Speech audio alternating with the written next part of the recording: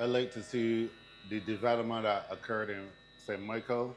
You got the Jarrett Hospital there, so on the highway, which is a real good thing for the elderly people to have a nice place to be and to stay. You have Botanical Garden, which is a good social hub for a lot of people. It hosts a lot of shows. You have people going on picnics. You know, it's good for the family development and stuff like that. The Oceanic School on Bay Street, that's a very good initiative. Marine development and the ocean and stuff like that. The Carifesta Village is another good initiative. You know, it helps with the creativity, not only of Barbados, but of the region. You have a lot of things being hosted there, like Food and Rum. The Food and Rum Festival was held there, and that was a very, very good thing. I overall like the development that we have had throughout the years in St. Michael, and I know that we will do much better in the future. Well, the development in St. Michael is fantastic. Like we got botanical gardens, for example, right? Golden Square. There's so much different things. I like the fact like the whole like community where people from other parishes can also come to St. Michael, right? And Pelican Village basically representing St. Michael to the fullest, like small businesses, entertainment, socializing, you name it. Yeah, I was saying that the Prime Minister, Mayor Marty, she's doing a great job for the for at least for the whole country. St. Michael and the whole right now is really a good point. Rain that we could at least say that, like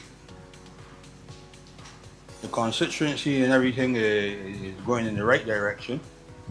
The hospital is supposed to be moving the hospital soon from then going to a bigger one too. That's the same, right? Yeah. Which I think that's another good move at least, because which means be able to hold much more people and I mean accommodate a lot of old people and stuff too. I appreciate everything that is happening right now in St. Michael, not only in St. Michael but in the whole of Barbados, and it's all true. I can't say no one else different going to the party that really is in power right now. For there's the leading party, and there's the people that really is doing everything really to. This is what we're the market here. Just to raise the market share. Yeah. Yeah. Yes. Those are the leading people, and those are the people that really is doing that much for the country. Well, oh yeah, the hotel that's supposed to be built in town, that's another good move, because that in the whole can help generate a whole lot of work for a lot of people. That's the same, and help boost the tourism. Mission is another good site. Yep. So like there's so much that is going on in this country right now that we should only be glad and at least applaud whoever that is making it possible. You know what I mean? So like it's good things are happening. Truthfully, so but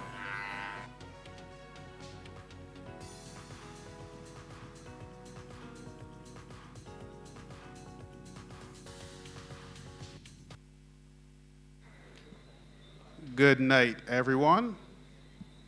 Welcome to Ideas Forum, the St. Michael edition.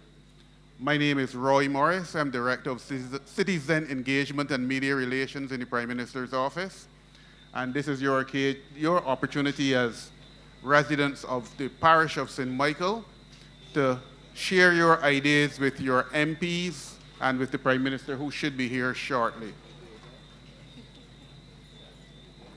By way of housekeeping, if you are planning to speak tonight, if you have a presentation you want to make, you need first to go to the table at the back of the room on my left and give your information, certain basic information, to Shakira. She will take that information from you and she will give you a number. That number will determine the order in which you come to the mic, which is over here. You're not going to get to the mic unless you first go to the desk. Also, for housekeeping purposes, there are bathrooms to the right of the main building, on the right of the tower behind you, the old fire service tower. So if you need to, that's where you'll find the bathrooms. Pardon? Yes. So, I'll give the MPs for St. Michael who are here a chance to introduce themselves to you and to share any ideas they have with you, and then we will go from there. So let's begin with the Deputy Prime Minister, who is to my left.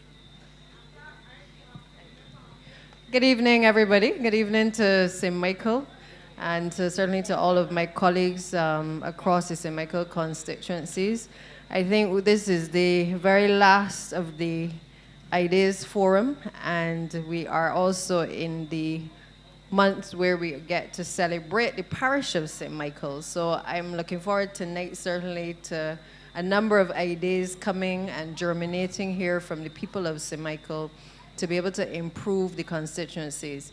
Now, you know, St. Michael, I was told from the time I came into politics that St. Michael constituencies are very interconnected, because you may be divided by a road. There are 11 constituencies. You may be divided by a road, but across the road will be the representative for St. Michael East, and on the other side of the road will be myself.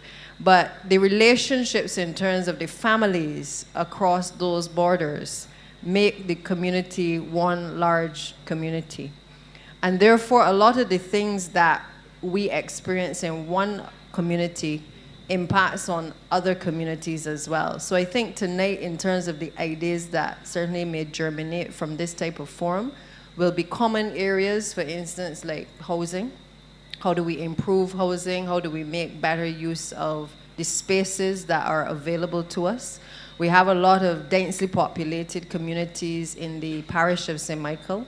I know that our Minister of Housing and certainly the government has been working to make sure that we are able to increase and improve the amount of houses and housing conditions for the residents across Barbados, but in particular in St. Michael because of its dense nature.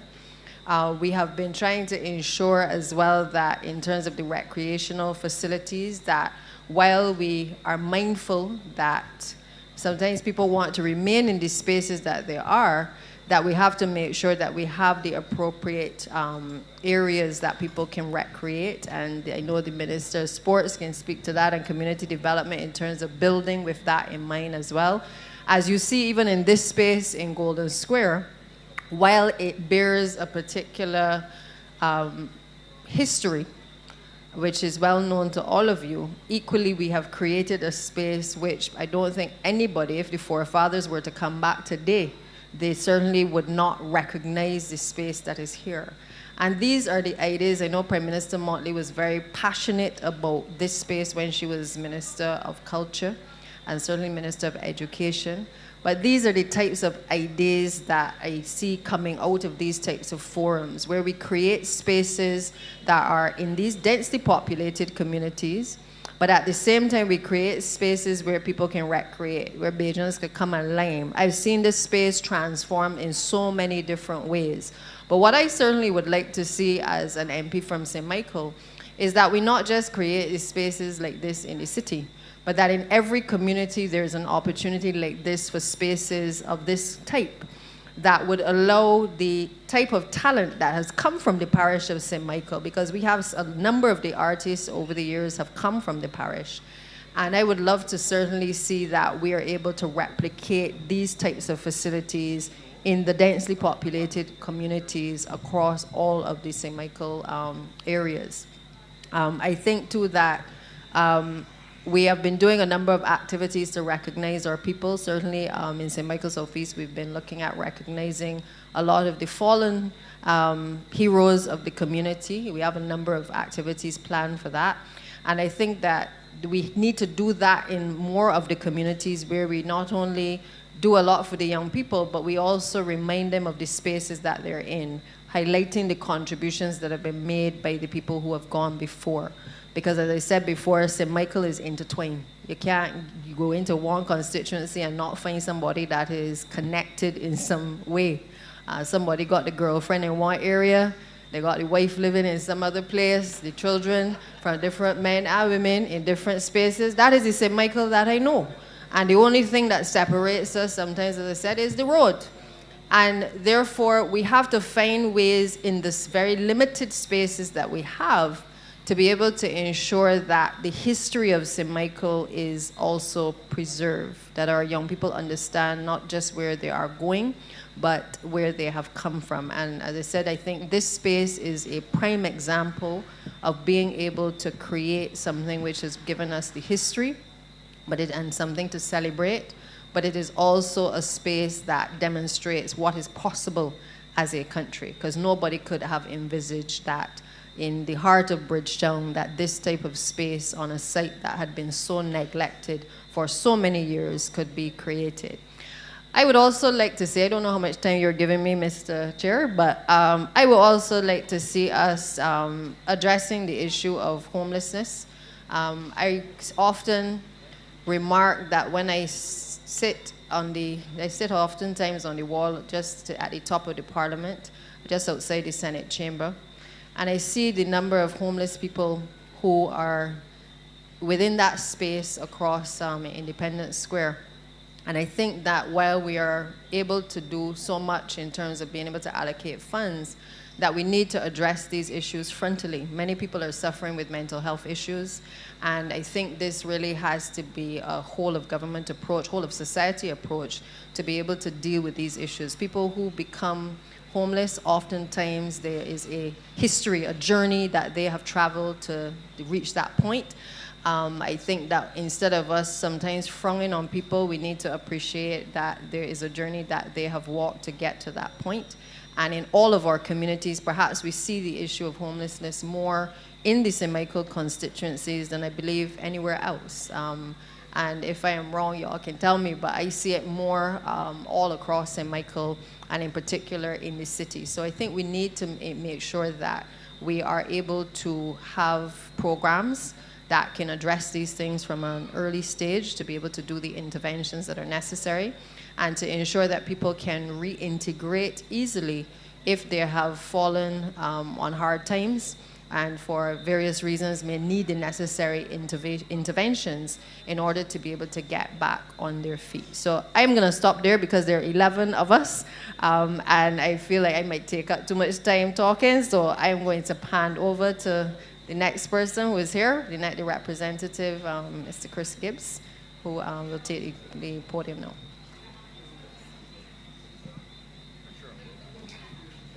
Thank you, DPM. And good night, everyone. First of all, I would like to echo the sentiments made by the Deputy Prime Minister that there are 11 St. Michael constituencies divided by boundaries. These boundaries essentially are invisible lines. It's one community. And as colleagues, we talk a lot about the issues that afflict our constituents, and most often they mirror one another. And as this is Ideas Forum, I can tell you that a lot of the programs that I have implemented in St. Michael West has been ideas that my constituents have brought to me, because we don't have all the ideas. And certainly a lot of the programs that I have implemented have been inspired by my constituents. In terms of what vision I have for St. Michael, I had a unique opportunity to actually play a role in creating this green space as I was chairman of the Barbados Tourism Investment, Inc. And this green space was spearheaded by the Honorable Prime Minister.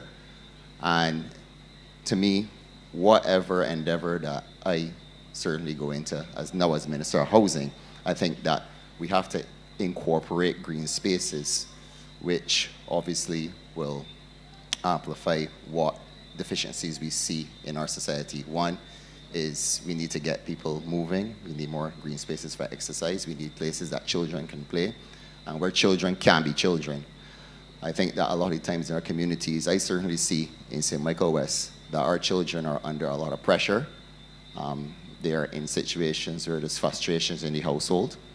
And I think that we need to have, if we're gonna have communities that are built developments that are built, we need to have more mixed use. So we need green spaces. The Prime Minister is very passionate and going forward when we are building new houses that we have to have large bedrooms. We have to have open spaces because she's seeing that a lot of people in our communities are certainly frustrated, and these frustrations can lead to crime and whatnot. So as the new Minister of Housing, I can say that any new developments that we go into, we will make sure that the housing is certainly dignified, spacious, that our people can certainly stretch their legs and exhale. So the thing about it is that in St. Michael, certainly it has changed a lot over the years. My family has been here in St. Michael for over 100 years. And Fontebelle used to be a suburb. Now it's mostly commercial.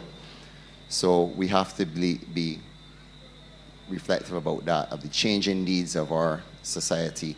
And the youth feel left out a lot in getting a piece of the rock and the dream. So as Minister of Housing, I need to concentrate also on making housing more affordable. So we want housing to be more affordable. We need dignified housing, as I said before. But we also have to build resiliency into our houses. We saw what happened yesterday with the floods. It's crazy to think that that intensity of rain could have caused floodwaters like that affected a lot of our Barbadians in St. Lucie, St. Peter, and St. George. We also saw what happened with Jamaica with Hurricane Melissa. So we really need to build resilience across the board throughout government. And with programs like Roofs to Reefs, which is a program which is geared towards building resilience, certainly in the housing stock. We're going to look at coastal zone management so that we can make Barbados a lot more resilient, hopefully, for these storms. Obviously, as the Deputy Prime Minister would tell you, that maintenance is very important in drainage, because after the storm has passed, most certainly a lot of the misery that we're seeing in Jamaica is that you have a lot of settled water that also leads to disease and these sorts of things. So we need to concentrate on our drainage and maintenance across the board. Also in housing, it is the Ministry of Housing, Lands and Maintenance, but I almost feel as though maintenance should be first. So yes, I'm going to be forward thinking, looking towards obviously building houses that are in an innovative way, in a more industrial approach, but at the same time I have to look back and look at the existing housing stock and make sure that they are properly maintained. So that's just a little bit. I won't hog the mic too much. Thank you. Oh, Speaker of the House, Arthur Holder. Good evening to all. My position is very slightly different and not controversial at all. The concept is Ideas Forum. Oftentimes, we as politicians, we talk and we implement and we do things. Tonight is your night. That is why it's Ideas Forum. Come to us, tell us what you, the people who we represent, the ideas that you have, what you want us to do. I am here as a listener. That is all I'm doing tonight, listening to you, to what you're saying to us. We did this, but we want this. That is what I'm here doing. I'm a listener. Listen to all of you from St. Michael who advocate and tell us what you want us to do as your MPs. Thank you.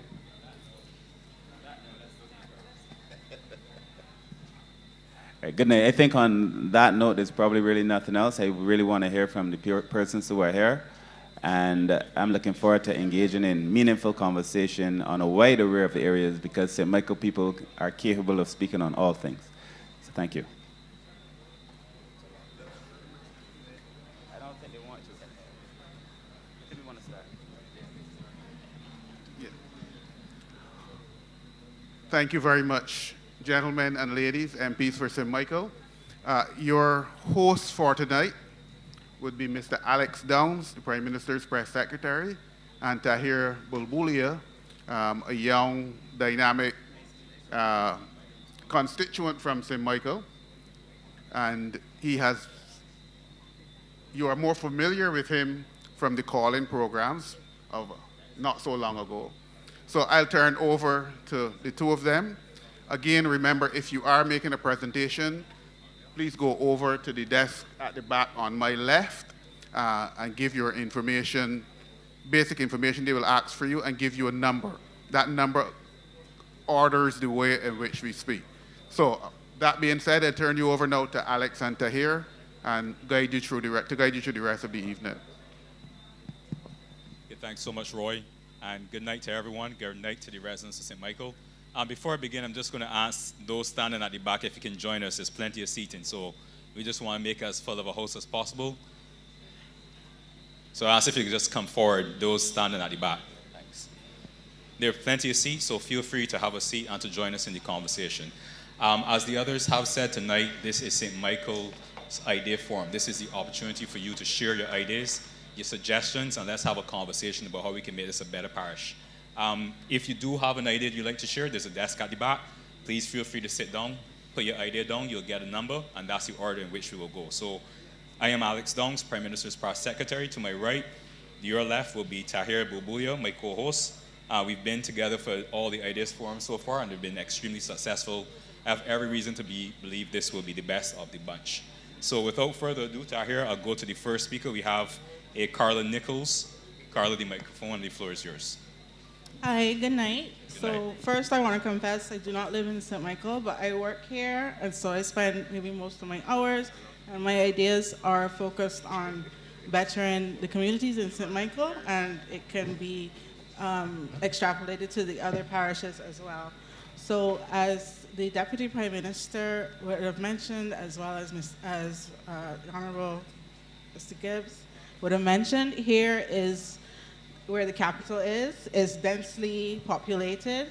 And I'm glad that you guys mentioned the green spaces and wanting to improve the existing housing.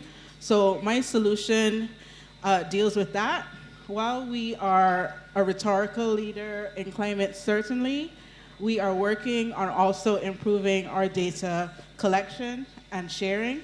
And one way I think we can really effectively help our communities is measuring the heat island effect so that we can see the effect that heat is already having on the health of our communities. And also other places have even seen a link between community safety, where an argument might become violent when it's hotter. And so not only can we work on the NCD issue, which robs community leaders of more time with the community, which costs more to treat in public health, but we can find out what is the best way to improve the existing communities. And these solutions could look like lightening the surfaces, yes, planting trees and having more green space and allowing areas where people can play and more walkable communities. And there are existing initiatives such as the Roofs to Reefs initiative, as you mentioned, where you can lighten the roofs. And then you can measure just how it's affecting the community already. You can plot it against maybe NCDs, see how hot the nights are. That's often when our most vulnerable, which are the people who cannot afford air conditioning and cannot and live in these more dense areas, and the elderly. They often succumb to heat-related illnesses at night, and it might just seem like heart attacks or so, but we need to make sure that people who work outside, especially as we're having this construction boom, that they are not being adversely affected and their working years shortened by heat that we're not used to experiencing. So we have to make sure that our Health and Safety Act, etc., look out for these dangerous heat days, just as we look out for the dangerous rain days, to make sure that we are making sure employers are giving them adequate water breaks. It might help us inform how we shade our sidewalks. And these initiatives are not necessarily high cost, but they might be high reward, but we only know that if we start measuring. And when we become data leaders, then we can have more credibility overseas when we submit our nationally determined contributions on time. We've done a lot in the climate space already, and while we're doing amazing things in the finance region, we can also cash in on our revenues from carbon credits, from the projects we've already spent so much money on, and we can really find out what's the best way when we do receive funding from all our great advocacy work, what's the best way to see the most long-term reward. So my solution is really to collect data, quantify what we care about, and make it work for us. Thank you, Carla. Before you go, Once again, as I do with everyone who takes the opportunity to come to the mic, I want to commend you for sharing your idea.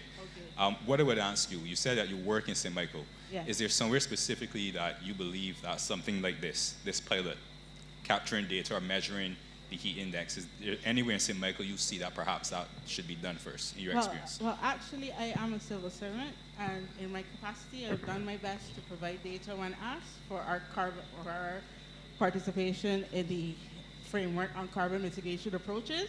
So that allows us to benefit from those revenue streams if there's a price on pollution, so that we get money for reducing our carbon, but also making sure that when a price is put on carbon, we're not negatively affected as someone, as a trade-dependent jurisdiction, and and the imports and stuff like that. So I try to make sure that I get out data in my capacity, but I just wanted to encourage that to be more wide. Yeah. Is there a specific, so I assume you work in the city? Yes. So is there a specific area that you experience, like you're talking about heat? Is there anywhere specifically that is you find hot or that study should be done in that area first? Anywhere you could think in the parish? Anywhere that's densely populated and does not have a lot of trees will be the hot areas. So, yeah. That's exactly. I work in an air-conditioned building, but that's maybe not my, yeah. Fair. Carlo, just one thing before you go, I want to echo Alex's statement, commending you for coming up and sharing. Yeah. And who do you think will be responsible for collecting the data? Or who could be? I think you do not overcomplicate it. It could be putting thermometers in key areas, looking at satellite data. I obviously have training specifically in like planning and infrastructure. So it would be to see where is most densely populated. You could look at the last census or the population work you guys have been doing, looking at where it does not have much tree cover. All of these, when you do this kind of mapping, it helps you inform where to deploy certain solutions. So it's just about collecting data and then mapping it to trends that you're seeing.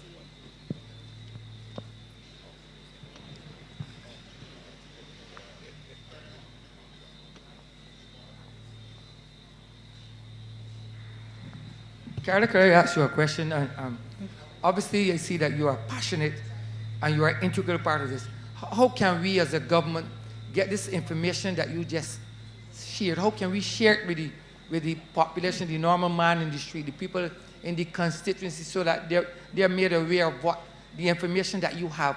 How can we as a government share that openly with the people so they understand exactly what you're speaking about? Well, often, sometimes there's a lot of good things happening, but we might not know. So I think it's just, it could be a page in the newspaper with the good things that are happening. It could be, there's information sharing on television, on the radio, and having people feel, everybody's affected by climate change. So you don't want people to think, because I didn't study the climate, I don't have anything to offer, because we're all affected.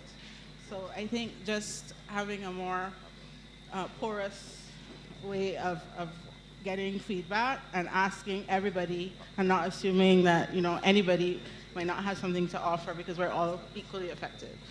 Yeah. Well, thank you, Carlo, once again. I think as you've seen, you've opened the batting strong.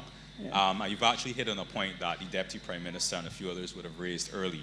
The conversation about heat and the urban heat islands like you're speaking about, that is offset as well by having green spaces, which is extremely important. So Golden Square, for example, Queen's Park, Botanical Gardens, these are places in St. Michael that offer that refuge from the concrete that you were talking about. So I think there's a balance there, and I think that your idea, well, some may not have thought about it before, it offers a lot of merit in terms of how we can then balance those two and provide some relief to people who, we all know when it gets hot outside, you just get miserable, and then if somebody come and confuse you, that will only add to the misery. So I do think there's a lot of merit in your ideas, and I want to thank you for coming up and sharing. And I try to keep them implementable, because a coat of paint is negligible compared to maybe having a park on every street. But you can, if you can start measuring the before, you can see the after, and it really does make a difference. Yeah. Next up, we have Terry Bennett.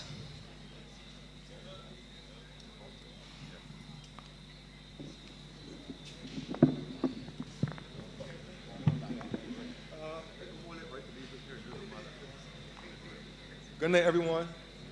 I'm glad to be here tonight. I never expected to actually ever come and stand in front of a crowd and speak on anything like this. So please excuse me, I do not have any experience.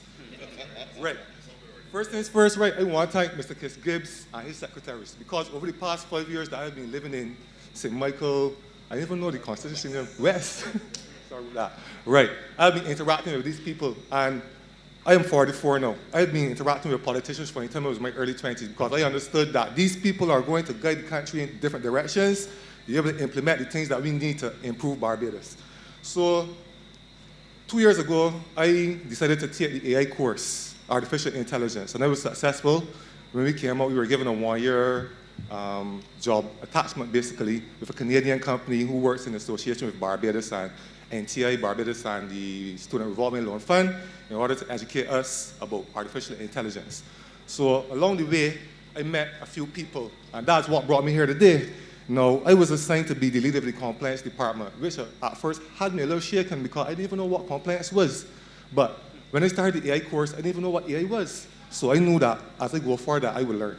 So I learned the compliance by taking some courses on NTI Coursera, which was offered by the Student Revolving Loan Fund and Protexa. And I was able to learn how to generate applications, how to clean data, transform data. I learned a lot in that space of time.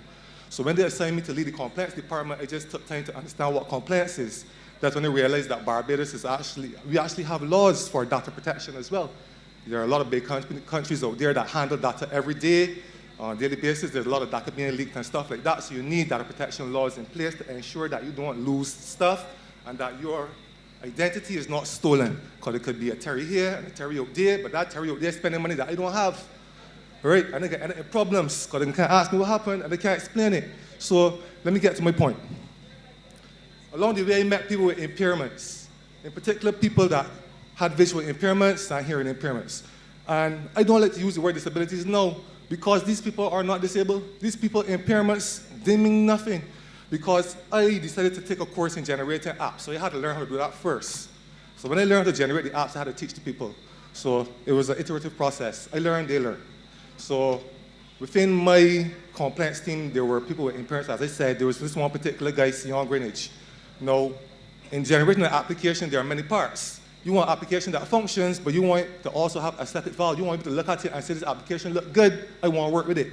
So obviously, someone with a visual impairment, I personally did not expect that he would actually have the understanding. I don't want some bad people, right? Because I don't have their experience. I only understood it based on my interaction with them. So they had a situation, he created an application. The application was functioning perfectly, but when I looked at it, I told him, well, Sion, it looks fine, right? It works fine, but it doesn't have the quality of the appearance that you need. He would say, yeah, I know that. He had me a little shot, like, you can't see, but you know. But he understood the concept. There's a style sheet that he would need to put into the actual files itself in order to give the application a style. You can look at it and it will look pleasing. So he took care of that. I brought it to me the next day, and I could have done it better myself. So when I saw that, I realized that you have people in Barbados with so much talent, so much intelligence, but they're standing behind walls that they themselves cannot get around, right? And there are simple things that we could do to improve their standard of life, that they could focus more on improving themselves and letting themselves be seen and do more for the country. So I had a conversation with Sion because he brought to the forefront. I mean, like, I knew he had a visual impairment, but based on the metrics that I kept, performance, productivity, punctuality, this man was like A class. So like his impairment didn't matter. So I had a conversation with him and asked him, so how do you get around Barbados? Like, how you interact with people and stuff like that? He explained to me how he interacts and he gets help here and there. I said, so do you have any ideas in your brain, right, which we could use to improve Barbados, that person that you could be a little more independent? The man already had an entire document set up, right? I mean, like, I do not have it. No, I had to go and generate it because the contract came to an end. I no longer work with the AI people. The brain is still here, right? The people that I met, they're still inside of here and they're still inside of here. Because like before that, I never had an interaction with a person with an impairment. I didn't understand the life that they were living and how difficult it would be to operate, navigate, you know? And that you gotta lean on somebody all the time when you want something, right? But there's a way that they can live a better life. And he already had it because it is his experience. So obviously he will be thinking about this every day. What could happen to Barbados that I could like be more independent, you know? I'm a man, but I want to feel more like a man. I want to be able to call everybody and say like, help me turn left, help me turn right. So I don't want to get into details and numbers, but that's what I did there on my laptop. I have numbers. I understand that Barbados is a country, right? We have expenditure, we have revenue. We cannot go and just spend money just to do things, right? It has to be beneficial to us. So I want to look into it and see like how it would be beneficial for us to improve the infrastructure in Barbados for those that have impairments. That will also be beneficial to us for our tourism sector, because that's basically what we're working with in Barbados right now. The sugar industry, and as big as it was when it was small, you see all the can tractors that run and pull off the can. Don't talk about that. I was young, born in the 80s, right? So there are things that we can do. There are places in the world which we can describe as e-states. They have implemented certain things around the entire of their nation. Barbados is a very small nation, yes, and it may incur costs, this is true, but we have private sector companies and people out there so that want to look good. So they can actually add by investing as well into these kind of ideas. Now, the gist of this thing is, right, we can have beacons installed in public buildings, supermarkets, even the corner shop, right? And how this is beneficial is that a person, right, can easily triangulate their location without asking for help from anyone. Get from point A to point B. They can actually get a job now, get there, get back, don't have to ask any questions, you know? I mean, like, obviously we as Bajans, we have a lot of love in our heart. So if we see somebody out there that want help, we're gonna go and offer a hand, and we feel good about that. But sometimes the people is, you know, you don't feel good, you want your independence. So my proposal here, right, is a plan that's gonna take a few years. It's not something that's gonna instantly happen, right? But it's gonna be beneficial for our people with impairments. We're gonna give them more independence. And also, is a little extra saying there. If we propose ourselves to the world as an accessible nation, we could tap into a market that people don't think about. People coming to Barbados, they want to have an experience, right? They could go to Harrison's Cave, but you can't see. But you can get audio description because there's a beacon there relaying the information as to what's going on here, where you are in Barbados, and how beautiful it is. You can have the smells and everything, but you can have a better experience like that. We have places like Animal Flower Cave. We have so many places in Barbados, right? You can put these things, right? And it's not like a heavy investment. It's going to take millions out, and it's going to take money away from one sector and left people struggling. It's not like that. It's something that is easily done. And we have the talent here. Now, when I did my research, because I learned AI, I put everything through AI. But one thing that I teach people when I'm talking about AI is that you don't just go with your first response. It is an iterative process. If you get your response, you refine it again by reading it. That's why a lot of people fail. They use AI to answer questions, copy and paste. AI makes mistakes and it hallucinates. And they learn all these pretty words, right, during the course and during my time as the leader of the compliance department. So what I am saying now is that we have the talent here, people that have the talent, whether they have impairment or not. We have the talent here, so it's not that we have to go and import everything or pay companies to create programs. I can make a program, but don't even look at me. There are many people out there that are much better than me. I had some colleagues out there that can write code out their head. What kind of science is that? I can generate it. I understand the concept, I understand the process, I know how to put it together, I know how to make stuff work, but there are people out there with greater intellect, I should say, than I do. So sometimes I realize when I talk, I get real far into talking, right? But I want to focus. I want it to be better for people with impairments. Not only visual impairments, people with hearing impairments, but we have people out there with children with non-communicable diseases. That there are things that we can do and implement. Because I did simple research to find a solution, right? And I know that if we have so many Bajans out there with so much brains on their heads on their shoulders, right? We can find more solutions and things like this here that bring me out of a hole. Because as I say, like, this is not something I would do. As you can hear from how I speak, right? I'm a raw Bajan. I did not come here to water down my words and sound like a real professional. No, I did not. I came here to speak the truth. We have intelligent people, right? We have infrastructure here that we can improve. And one thing, once we put down the foundation for this particular infrastructure, this could lead to more things because AI, technology is dynamic. You're going to keep getting more things to come. But if we have a foundation, we could build on that. But as I say, I want to focus right now on doing something for the people with visual impairments. Not saying that there are not other people that I want to help too, but I know for a fact I can't do everything at the same time, one at a time. Let me start. This idea is great. I can't give you the details and the numbers, but I based it on research I did about our GDP, the amount of money we spend, the losses we make, the industries that we have involved, private sector, how they will be involved. You know the private sector is going to play a big part because they want to look good, and it's always say that. We've got big companies in here, so conglomerates, Massey, whatever. They want to look good, put beacons in your store, right? So that a person might not be coming to your store, but they can use it as a triangulation to find out where they are. So, like, I hope I gave you all the gist of my idea. I don't want to take up no more time. I want to bring it to an end, but we got to help the people out there that we don't think about because they're living a life we don't understand. They're having an experience that we can't experience. So, like, think about them and help them, right? That's basically it. I have the numbers, I have the details. The Prime Minister, I could talk to the Prime Minister to come by mouth door shut. I know how to speak. Yeah. Say Michael West.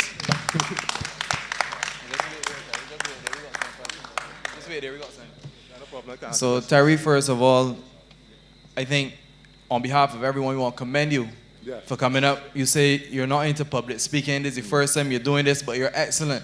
And I feel you all need to give Terry another big round of applause.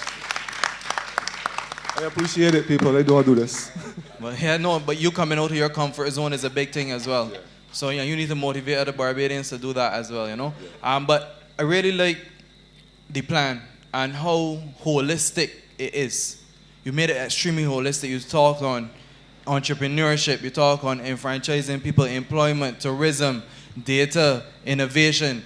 It was a very holistic approach. Yeah. So I really commend you for doing it, and I really like that you focused on a group that is not often focused on or forgotten in countries all over the world. True. So I really want to commend you for doing something that other persons don't often focus on. So I really commend you for that. But I'm going to pass over to Minister Humphrey. I know you have some thoughts on this, and we really like for you to share your feedback on Terry's presentation, and if any of the other MPs want to share as well. But I really commend you, Terry, for coming out of your comfort zone and sharing tonight in Golden Square. Thanks a lot, man. I appreciate it. If Terry was out of his comfort zone and so standing, I don't want to see Terry in his comfort zone. A good night, a very good night to everybody, and a very good night to you. I must tell you that you have warmed my heart. So when we came into office, one of the first things, as you would know, one of the first things we did was to set up a commission to look into the issues pertaining to persons with disabilities. That commission held over 70 or 80 meetings. And we invited persons from Wider Barbados to come and make a contribution on exactly the things you talked about. Yeah. All the things pertaining to disabilities. And there is now a comprehensive policy on improving the lives of persons with disabilities. That was the name of the commission. It was chaired by Edmund Hinkson, and the Honorable Carriana Eiffel was deputy of the commission, and she's blind. Yeah. And in fact, everyone on the commission was either a person with a disability or the parent of a child with a disability. Because we wanted policy, but we also wanted a personal experience, the kind of experience that you just got. Yeah. And I am very keen to hear what is to see what is in your report. I will share with you the policy, and I know you're a man that is into AI, so you'll probably be able to interpret it in a few seconds. But I will share with you the policy. It's very, very long. Yeah. And I will share with you the legislation that was passed in Parliament as well to improve the lives of persons with disabilities. But the bigger points that you made, I think, resonate with me entirely. First of all, I like your passion. Because we don't have a lot of people, especially young men, who care about this issue. And I like your passion in relation to improving the lives of persons with disabilities. And the truth is that even though I think as a government we've done a lot of work, there's still in Barbados a number of persons with disabilities who are not seen, who are not heard, and not felt. And I use persons with disabilities because when we began the conversation, that is what they said they want to be referred to, as persons with disabilities. Because they're persons first, but with a disability. And so the commission had, as I said, we met with the private sector, the government. In Barbados, I must also commend the private sector too, because they have said to us that they're keen to hire persons with disabilities. The experience you had with that young person who was able to come back and be able to contribute and be outstanding, and how it surprised you, that is the conversation we have with the private sector. That many persons with disabilities, when they come to work, they get to work first, they leave work last, they work hardest when they're there. Yeah. They want to show that they are capable of doing the work, and we don't give them enough opportunity. The unemployment rate for persons with disabilities, the last thing we checked, was like 90%. And I mean, we've been working to reduce that. We've hired a lot of persons with disabilities in the ministry. The government now has a policy where it is going to be hiring a significant amount of persons. We contemplated the idea of having a quota, whereby every business, depending on its size, will be mandated to hire a person with a disability. But when we began that conversation with the disabled community and with the business community, we both sides had reservations about it. And so they prefer to hire persons out of their own volition and interest, as opposed to being forced by law. So it means we have to do a lot of things. One, in education, we have to make sure that the educational system is fair to persons with disabilities. At the 70 meetings that we held, the consistent complaint over and over, for not only persons who were blind or visually impaired, for persons who had hearing difficulties and impairments, for persons who had physical disabilities, the education system was the main problem. So that by the time you produce, after many years of school, a person with a disability who is very unlikely to have the same opportunities for learning. You don't have the aids, you don't have the tools, the teacher doesn't have the patience.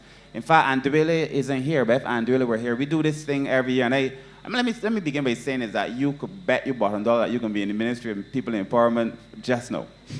But Andrele, who isn't here, when he did his story, he does this thing, we do this thing every year, we invite a person with disability to tell their story.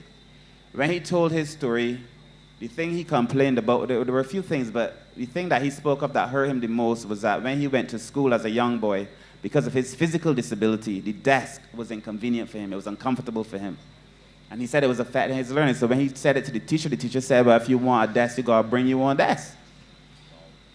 He said that just shattered his confidence. We had a situation with Janelle, who's blind, who's also on the commission. And she said when she had her child, the nurse and the doctor was like, what are you doing having a child? Who's going to look after this for you? She's a girl with first-class honors and a lawyer. Outstanding. But what they saw was a disability. Our country has a lot of work to do. Yeah. And it is not going to be done by people like me necessarily only writing laws and policies, but it's persons like yourself who would come and articulate it from your heart. I respect that you spoke tonight from your heart on an issue that matters to a lot of us. So again, I'm very keen to see the work that he has done in relation to the RISM, and we've already started looking at the city and seeing how we can make the city more accessible, to have an accessible Barbados. It's not only for tourism, but for Barbadians, you know, and how we can make the beaches more accessible. So I look forward to having that conversation. I really want to read this. Thank you very much. Yeah, no problem. I have all that information. One thing I must say is that I went to school at Charles F. Broome Primary. When it was... right. And there is a section in Charles F. Broome, I remember growing up in the 80s. There were people with, I don't know the correct word. I didn't want to be politically correct.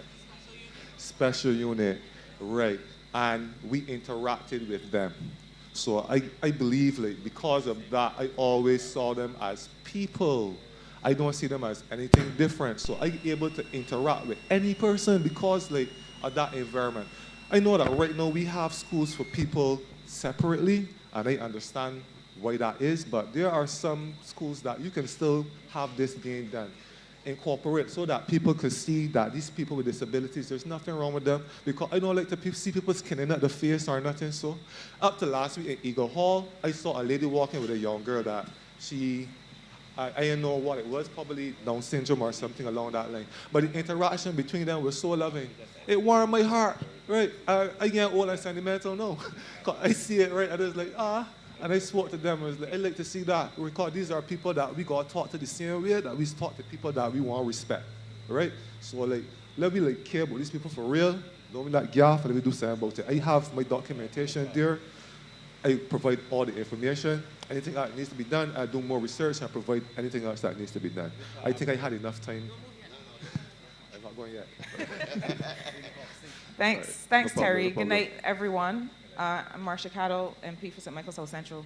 I heard you talk a lot about the infrastructure side, which I think is really critical. So I'll let Minister Humphrey carry on there. But I also was interested to hear you talk about your experience working on tech and AI. Yeah. As a former technology minister who is actually still working in tech on the private side, before, a few months ago, the ministry partnered with a faith-based institution that does a lot of work with people with disabilities. And the project had to do with enhancing the skills of people with disabilities with a view to getting them involved in tech-based work. Part of the rationale for this is that it was essentially low-hanging fruit for a lot of people who were confined to their homes at the time. So if you get some as you mentioned, people who are have high aptitude for certain kinds of things, who are bright, who are interested, who are dedicated, and you take the tech to them, you take the training to them, and then get them in income-generating work. Yeah. And what we found was that actually the pathway to that was quite short because you're just getting a computer in front of them and then doing the training from there. And so we started some work at the time that we didn't quite get to finish, but that I've picked up in my private capacity, and I would like to offer, I don't want to take you away from Chris, it's at Michael West, but I think that what the moderators were getting at is that, is there something that we can start now? And I know that the infrastructure stuff will go, but I am kind of offering as well, or asking as well, if there's something that we can start now on the tech side to bring some of this training and start to expand some of this work with people who are living with disabilities. We started, we were able to have 3 people who found decent work in a tech-related sector, but I think there's so much more that can be done. And when I heard you tonight, it kind of triggered that so that we can pick that up and not let it disappear. So I'm hoping that perhaps this is something that we can talk about some more. That's no problem. In a case like this, the first thing will be generation of the applications, because you have to not only generate the application, you have to test it, ensure that it works, because people are going to depend on it. So that's something you can start in the beginning without even having any infrastructure. There's software you can utilize to generate applications. You can actually download software. Python is what we usually use to generate code. Python, and we use the AI to actually assist us with the generation. So if you want to start something right away, you have GovTech, and there are also, yes, I know what's going on. And some of my colleagues that I was working with have come together to start a technological company named Nexura. These guys are highly skilled. I mean, like, I think that I'm bright. I think so. But I know that these men are bright for sure. So in a case like this, right, generation of the application is just the first step. We already, I have a basis as to what we would need. There are e-states, as I said, that have these things implemented. So the idea is there. So we already know what we need. But as I say, generating an application for Barbados itself, as Carla, you spoke about collecting data. That is a major part of generating applications for Barbados, because a lot of the stuff you'll find on the internet is catered to the wider world, US, UK, the Western world, big countries. But in order for us as Barbados to become an e-state as well, we got to start collecting data. The same thing you mentioned, that's why I was listening to what you were saying, because that's very important right now in these times. Data, that's what drives our society, and that's how we're going to make it forward. Once we have the data, we know how we can analyze it, and then we can do predictions, something in AI called logistic regression. Whereas that you have the data, you could formulate an algorithm that predicts what will happen in the future based on trends and current and future possibilities. It would be remiss of me not to come up here and speak on behalf of Terry. I've known Terry for 6 years now, and I have always recognized the tremendous talent and potential that he had. When we met, we had just come out of COVID, and then we had the ash fall. And Terry, permit me to tell you could go ahead. Them the story. Okay. So when I met Terry, he was unemployed at the time. Of course, COVID and ash was very hard for young people like Terry, and Terry's a very bright young man. We had numerous conversations. I was an engineer. and Terry has a lot of ideas, so we had a lot of conversations. So I had the opportunity at that time to select a few people to be on the ASH program. So I selected Terry to be on the ASH program. Can you imagine that? A man of his tremendous potential, talent, and intellect. But I'm so pleased to hear, Terry, that you took the opportunity to go and learn AI. And this really does show the importance of the NTI, the Construction Gateway Program, and these programs for our people, so that we can get our young people to learn new age skills like in AI and cybersecurity. So Terry, we're extremely proud of you. Yeah. And I really appreciate keep you, up the good work. Kanisha, and the other secretaries that I've been interacting with for the past few years. I mean, like, all these people are intelligent and they speak to me like a person. Like, I Terry, face a kind of discrimination that I don't even want to talk about, right? I do have the intellect to do certain things. I do apply for jobs, right? I get interviews, I get there. They interview me, they look at me, they smile, but I know why I'm being patronized. I'm not a fool. But you don't make a noise out of it, right? You smile and you go ahead because other opportunities will present themselves. So, like, what Chris says is, like, I do have a lot of potential, I know that. But when you're unemployed, right, you have options. You could go and do crime or you could go and do work. You do crime, you end up in jail, right? That's what's gonna happen. You end up in jail, you can end up, your family struggling and suffering. Like, all the foolishness that happening right now is not necessary. All these youngsters that they're killing one is not necessary, you know. All you gotta do is recognize, like, I know, like, I have the ability to be an accountant, but there ain't no work. Right now, I gonna go and pick up that ash, right? And I made money and I was able to pay my rent, buy food, and survive, though, right? Because, like, that way is right now, it's survival people, ain't time to do foolishness. So, like, and, like, I'm an artist as well. I write songs and I write music and stuff. I did a song for the Student Revolving Loan Fund, right? Sorry about that. I did a song for them. I did a song for Protexta, the company. I sent it to Canada. I mean, like, I let it go because I tell myself, as long as I could do these things, I get my abilities out there, people gonna recognize me. No matter how much I get used now. At some point in time, I'm gonna find a way. If everybody got that, man, that understanding that that's how life is going. You can't get everything one time, man. Everybody ain't gonna get rich, right? But sometimes it's just to survive, right? And if you want to survive, right, do the right thing. You won't be hiding from police. That don't make sense. I could get up in the morning and water my plants and walk down the gate and go to the shop and come back and smell at all my neighbors. I have all that wrong. Nobody is trying to kill me. Understand? And a lot of people might look at me and say, look at this Rasta man. I got tattoos and stuff, guys. I just want you to know, right? But I got sand in here and I got sand in here. Understand? Terry, listen, I believe on behalf of everyone here and everyone watching, we really want to thank you. Yeah, glad to be you here, said man. that this is your first time, but something tells me it's not going to be your last. So there's just one thing about answering, Terry. Yes, sir. So all that information that you've given us, we've got your contact information. If you could put that in a proposal to send to our Director of Citizen Engagement, Mr. Roy Morris, because I really think what you have there is not just food for thought, that's food for action. Yeah. I think now we are ready. And the Minister, with your permission, MP, we would like to get some of the ideas. I think they really have some impact that we could start to see how. You all got me out here real long, though. Yeah, it was a good idea. That's what's happened, man. Ideas Forum. But Terry, you've been amazing, so I want to thank you for coming up, all right? Thank you all, I appreciate it.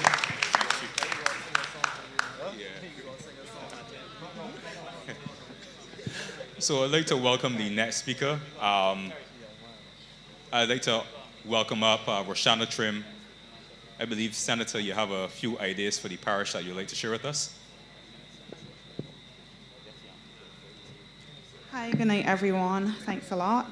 So just two things. The first is that a lot of my life was spent in youth work. So I did a lot of volunteerism throughout the years. And one of the challenges that we had and that we continue to have is access to affordable spaces in terms of offices for youth organizations. A lot of youth organizations don't do the kind of work that they might like to do because there is no centralized space. They also lack access to resources. When you traverse Bridgetown or even other parts of St. Michael, you might see a lot of old buildings and buildings that are no longer being used. And I think it's a great idea to repurpose some of those buildings so that community organizations and other NGOs could have a base. They're able to have classrooms so they don't have to worry about paying for a classroom space, because when I have to when I have to pay for classroom space, it means I now have to consider additional overheads, even if persons are offering their labor for free. In addition to having co-working spaces for small businesses, a lot of businesses are also looking for spaces to work.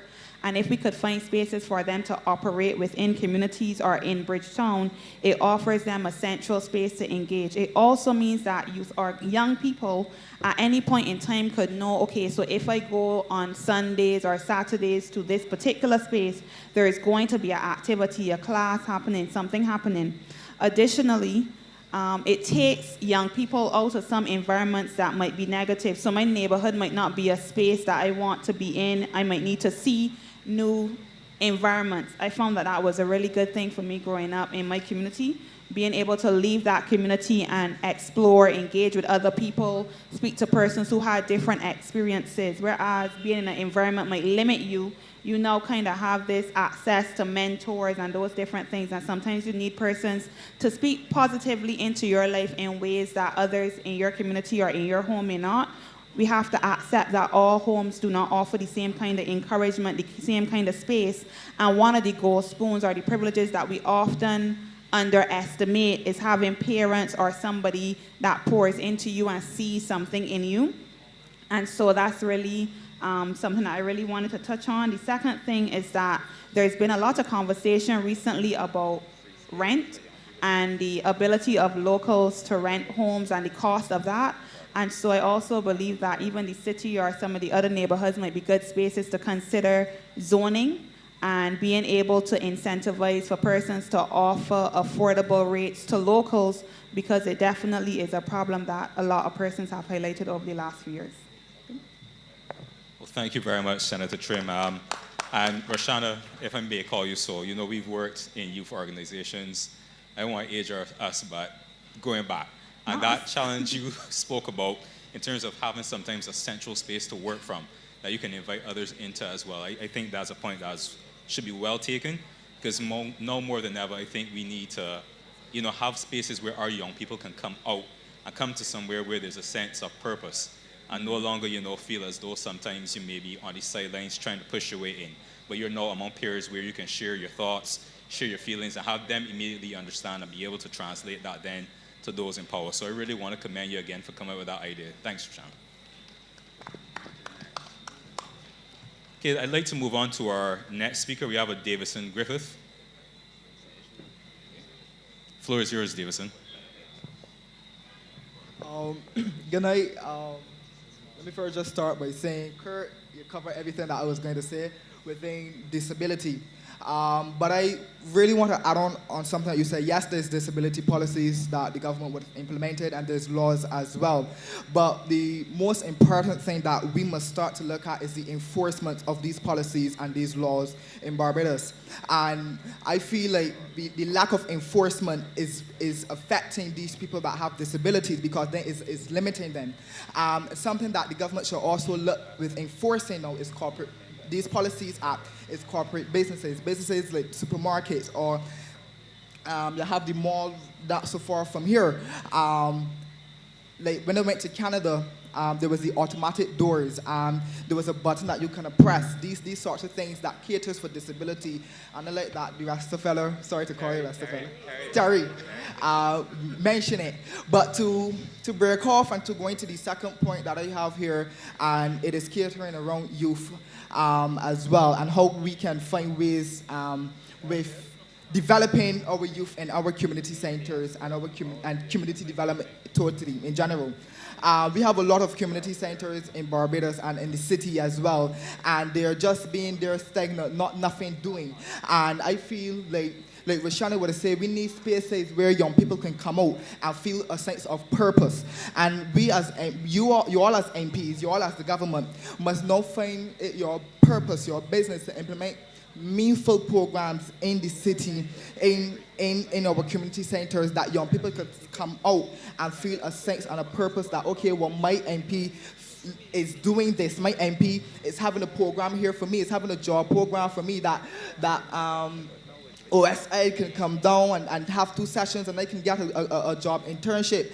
And we have a lot of young people that go to school and don't come up with a lot of CXCs, right? And it can be because of the environment of the households. And government must make it a responsibility as well to help with those people. Now, I know there are programs like skills training, there's the Youth Advanced Corps and stuff like that. But we must face the reality is as well that some of these children are the bread carriers in the household. They have to go out there and look to bring something in the household. So if government can work with those young people and, okay, you're skillful, you don't have no qualification, but I can put you in this base. I can try to reach out to this business and say we could go and do a 3-month or monthly internship and can be paid, to help with the load in the household. And that will help with a lot of and then that will help with the decreasing of what is the word I'm looking to use?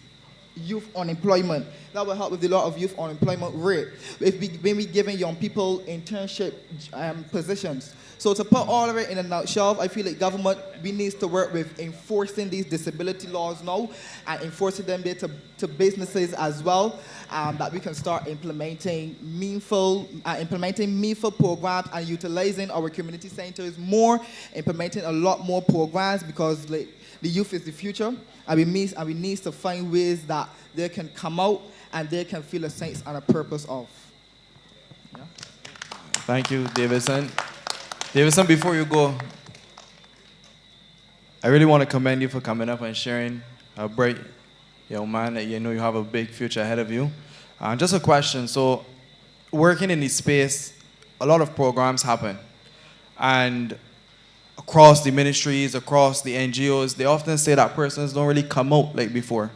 What would you say, or how do you think we can attract more young people, or more people on a whole, to come and participate in these initiatives that are wholesome, that are progressive, and that are beneficial for them? How, one, do you get them to see the importance of coming to these things, but two, how do you think we can better attract them?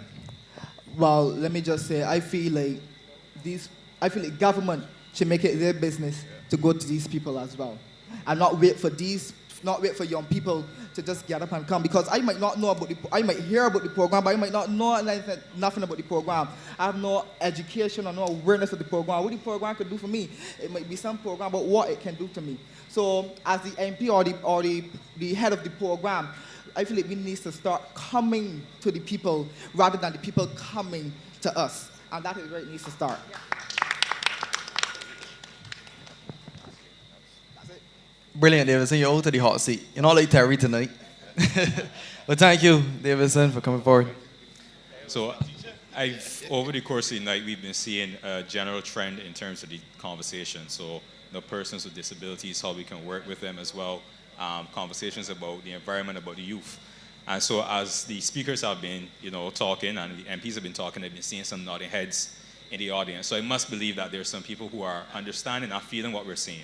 So I just want to open the floor at this point if there's anyone who, you've heard the conversation that's been going on and you have a point that you want to share reflecting off of it.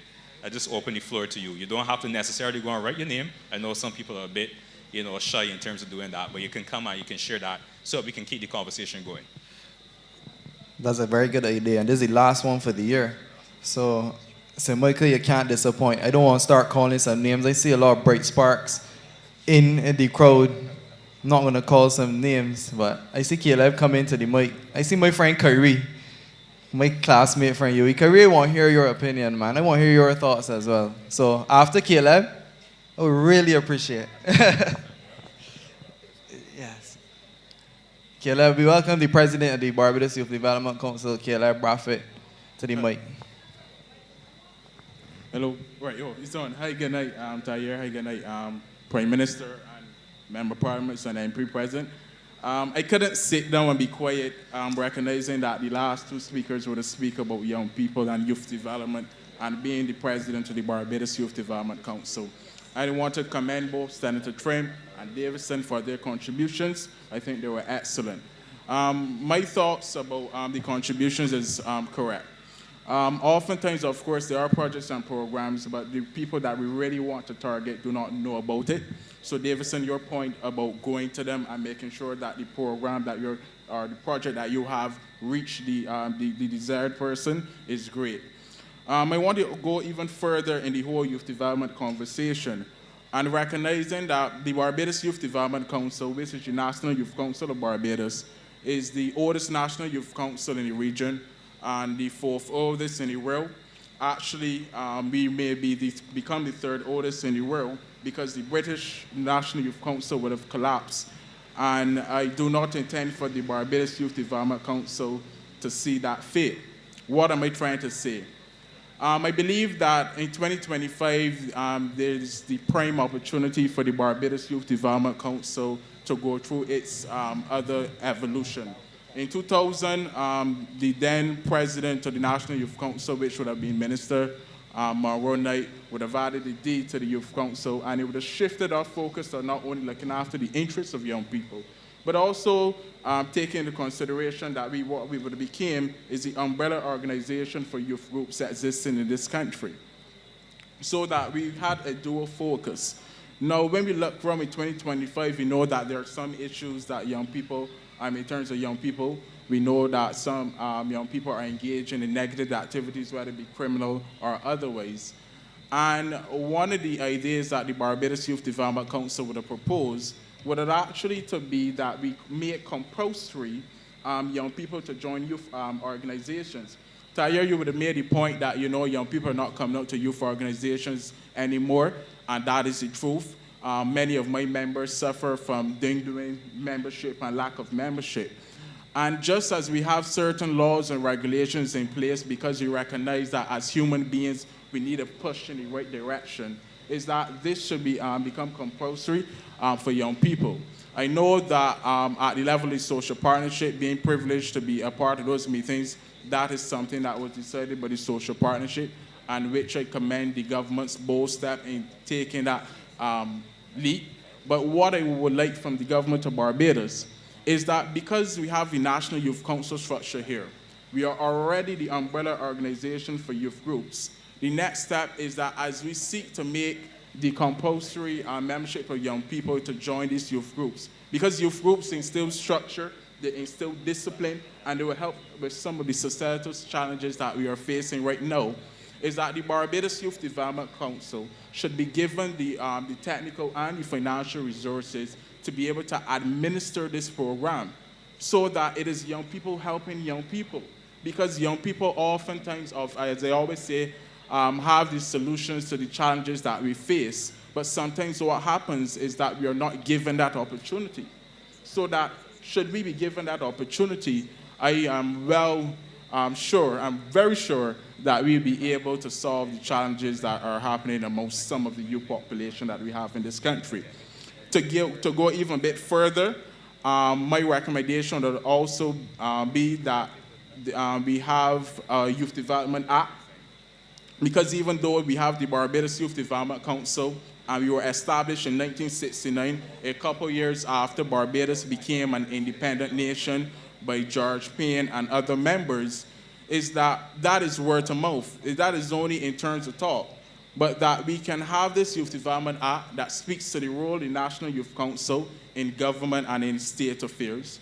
They can speak to the functions that I would have highlighted in terms of managing that compulsory membership or that National Youth Service type of entity. That it would also speak to bringing what the government would have done in regards to the National Youth Policy and enshrining it in legislation. And it can also go a step further and looking at all the things that exist in silos that in regards to the youth economy, whether it be in terms of the youth entrepreneurship scheme or the various trust loans, that you can bridge all of them together and create that entity so that holistically youth development is felt, seen, and heard in this country. We can take the model of St. Lucia with their youth economy. I believe that a youth economy unit could be set up within the Division of Youth Affairs and to be able to ensure that young people can benefit, and it could be in terms of those having those low interest rates for housing because Roshana would also talk about rent, so that you see how all ties in and you have that holistic youth development approach, and so that young people in Barbados could be able to benefit. So thank you very much. Thank you so very much, Caleb. Before you go, and I know we had this conversation a while ago, and not just in youth organizations, there's the dwindling numbers, but in churches, in clubs, in NGOs, as we have mentioned. How, from your perspective, how do you think, one, that these institutions have adapted to the shifts that's happened in the Barbadian society, one, and two, how do we then equip these institutions to be able to address some of the challenges that are now faced in 2025 as compared to previous years, 2015, 2010, going back? Yes, certainly. Evolution is just a natural progress. So from the youth organization's point of view, I've seen some of my members looking at ways at how they could be able to increase their membership, recognizing that young people that today are so tech savvy, whether it be in terms of using TikTok or using the other apps that they have to be able to increase membership. In terms of church or religious institutions, what is necessary is that you can adapt and you can evolve, but you can still stay true to your morals and grounded in principle. And oftentimes in society, they see evolution or adapting to other things as, straying away from their mandate or their purpose. But it can go hand in hand, and that is something that must become people must realize that it can work. Yeah, thank you so very much, Caleb. I think you need to give Caleb a big round of applause. Thank you very much. Because for me personally, right, Alex, we could develop a lot of the institutions, the acts and stuff like that, but we still have a deep-rooted issue, because we can have all the programs in the world, but if people are not coming out to benefit from the programs as they should, we're going to still have the same issue on the other end. So I really like for us to have that conversation moving forward. Perhaps next year we could focus on that, so we can continue to open the floor. Anyone else who would like to come and speak is... Yeah, sure, go ahead. Okay, sir, you can come to the mic. Just state your name and where in St. Michael you're from. Good night. My name is Laura St. Pierre. Come to the mic, buddy. Good night. My name is Laura St. Pierre, and I live in the city. Now, there are a few things that I have written down that I would like to speak about. Okay. Right. Now, we are saying that we are a republic. But last week was driving my grandson to swimming. I saw the Governor General car, the President car passed me. It had on a crown on it. And I thought we was a republic. Why is the President car still having a crown on it? I believe it's the coat of arms. I stand to be corrected, but it's no longer the crown. It was a silver crown on the license plate. No.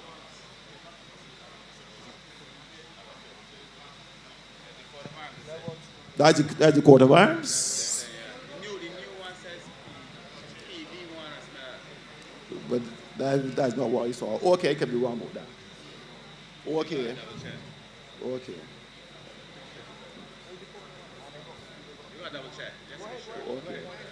My personal view on that is that we should have something that's saying Barbadian.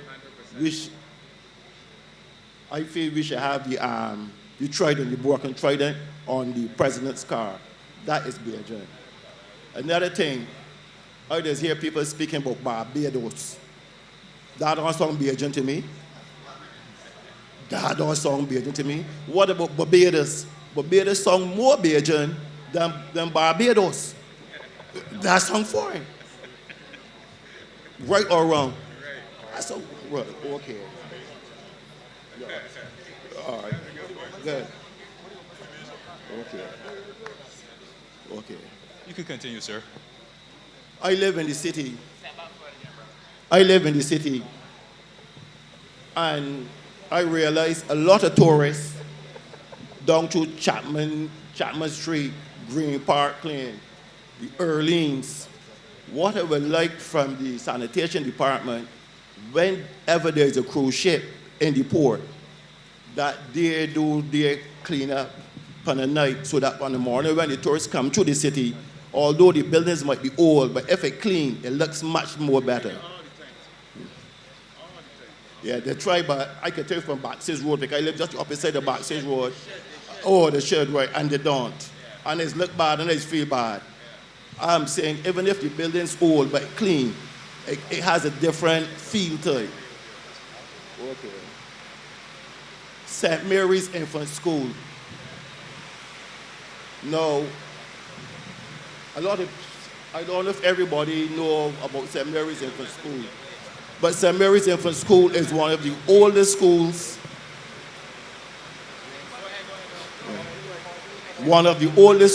that was established in Barbados after the slaves got free and they came to the city to live. They lived in places like Hudson Alley, Castles, Bulls Alley. And when there are tours in the city, these tours stop right at St. Mary's Church. They are too ashamed to carry the people who want to know of the city in these areas. I'm proposing that, I heard on the news that we got a loan of $68 million or something, so for the city, to help develop the city.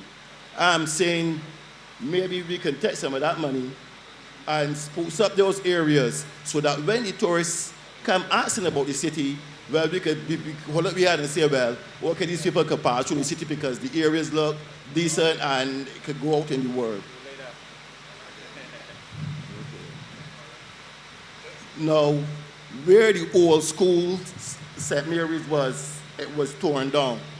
There is a tree there that's probably over 100 years. I would like that area to be beautified, because when the coming president, when me and he went to school, that's the tree we played under. That's the tree. Yes, the coming president. Yeah, right. We went to school at St. Mary's Infant, St. Mary's Junior together. Right, we went to school at St. Mary's Infant and St. Mary's Junior together. So I would like the tree to be preserved and the area, because not only that area is over 100 and something years, because when the slaves first left the plantations and they came to the city, this is the areas where they frequented, where they lived, and so on. So these areas should be preserved. Okay.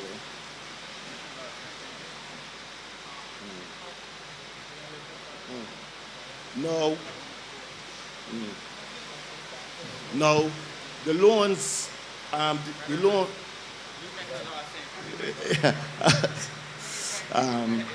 loan that the government received for the development of the city, I was wondering if possible that we could get some loans for the people that live in the city, that they could spruce up their houses, lower interest loans, so that we can make our houses look better.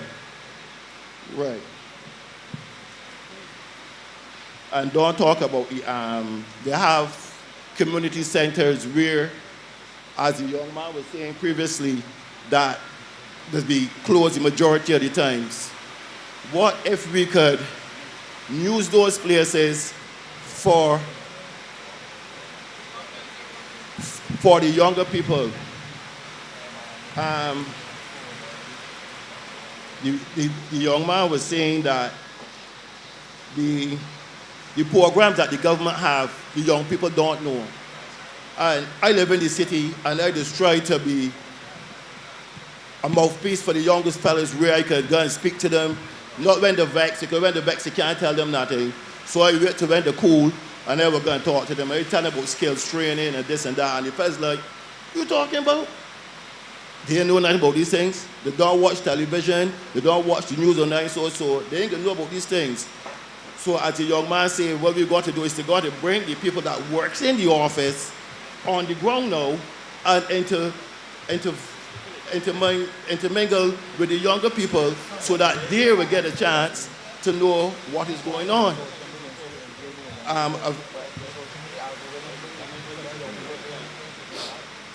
Now, when it comes to sports, another thing, sports is an expensive undertaking. Lawrence, sorry, I don't want to interrupt you, Lawrence. I'll let you finish your point, but just in watching the weather as well, I know you may have a few more points. All right, come on. That's no problem. All right, good. Okay. Now there's sports. Football, cricket, swimming.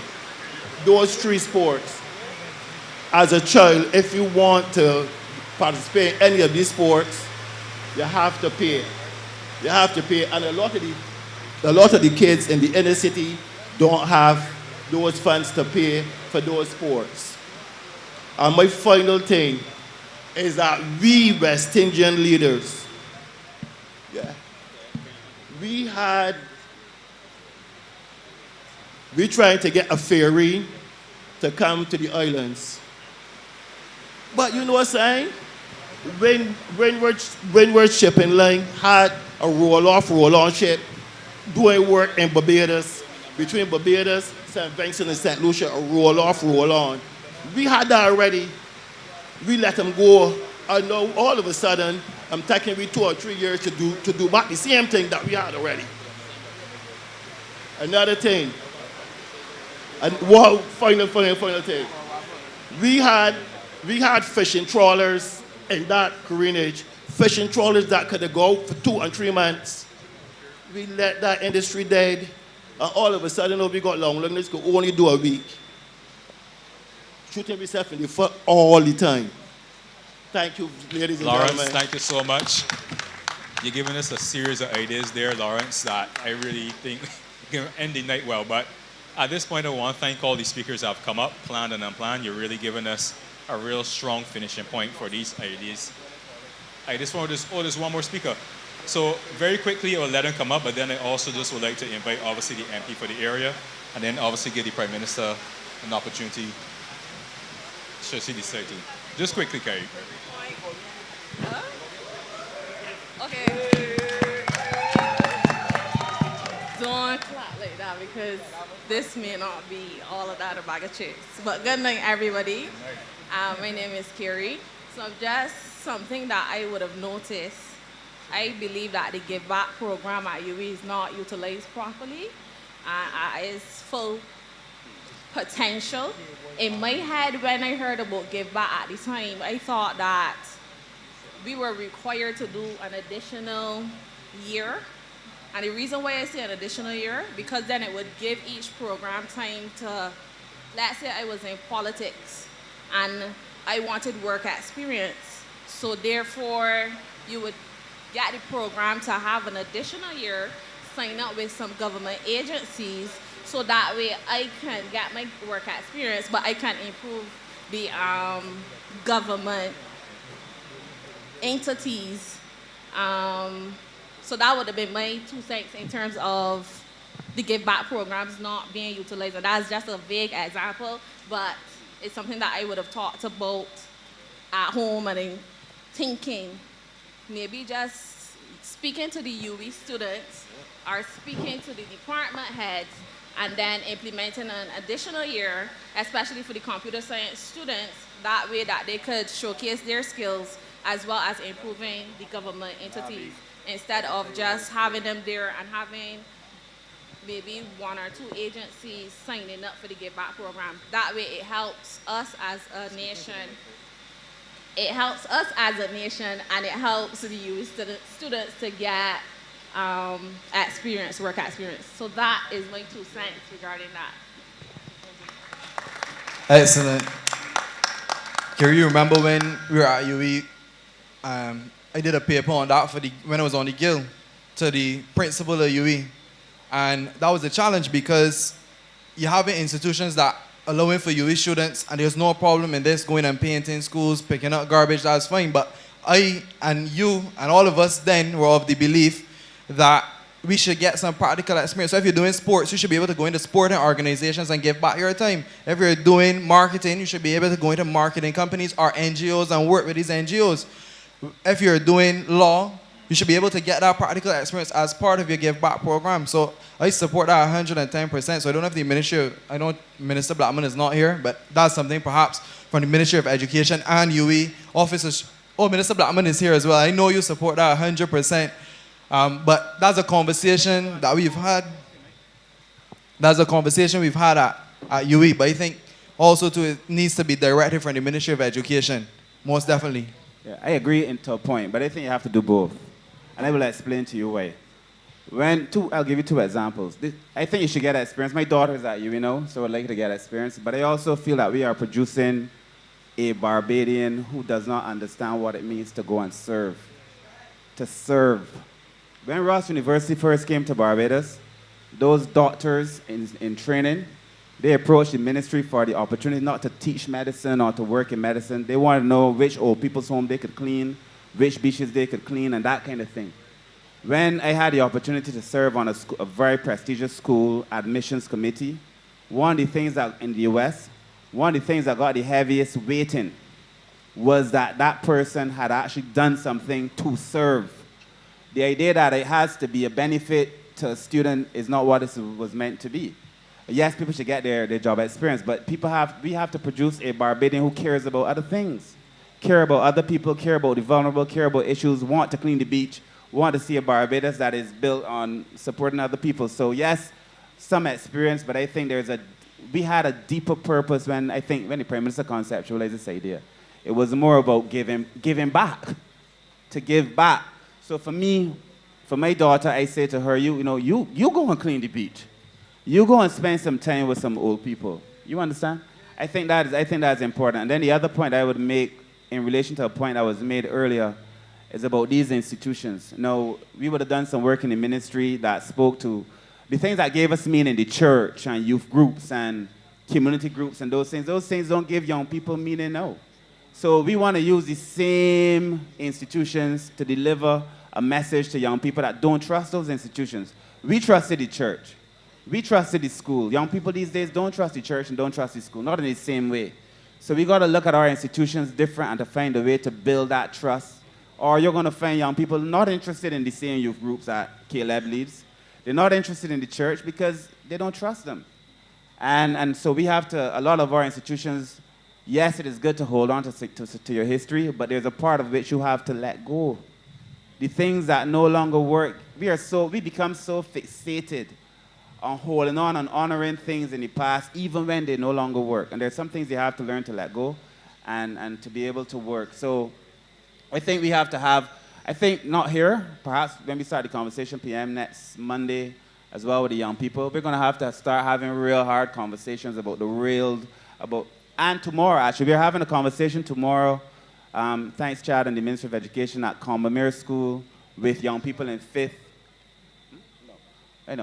with young people from certain schools in St. Michael. And again, we're going to have those kind of conversations. And on the following Monday, it's open to the public for young people to come and talk, particularly from St. Michael and UE, about a lot of these issues. But I think we have to have real, hard conversations and not sugarcoat a lot of these things in the real world. You understand?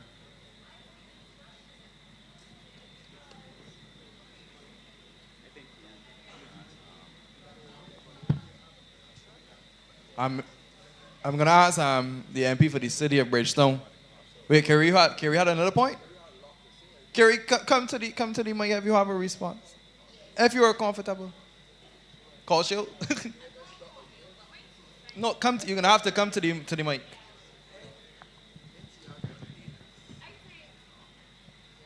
I think that we like the idea of having difficult conversations because we like the idea of having difficult conversations. We like the idea of having difficult conversations because it would have served you in the past, and I understand the appreciation you want young people to have for these sort of institutions. But the sad reality is in terms like the church, like you said, no, sorry, my apologies. As it relates to, you said that you had a different idea for the Give Back program.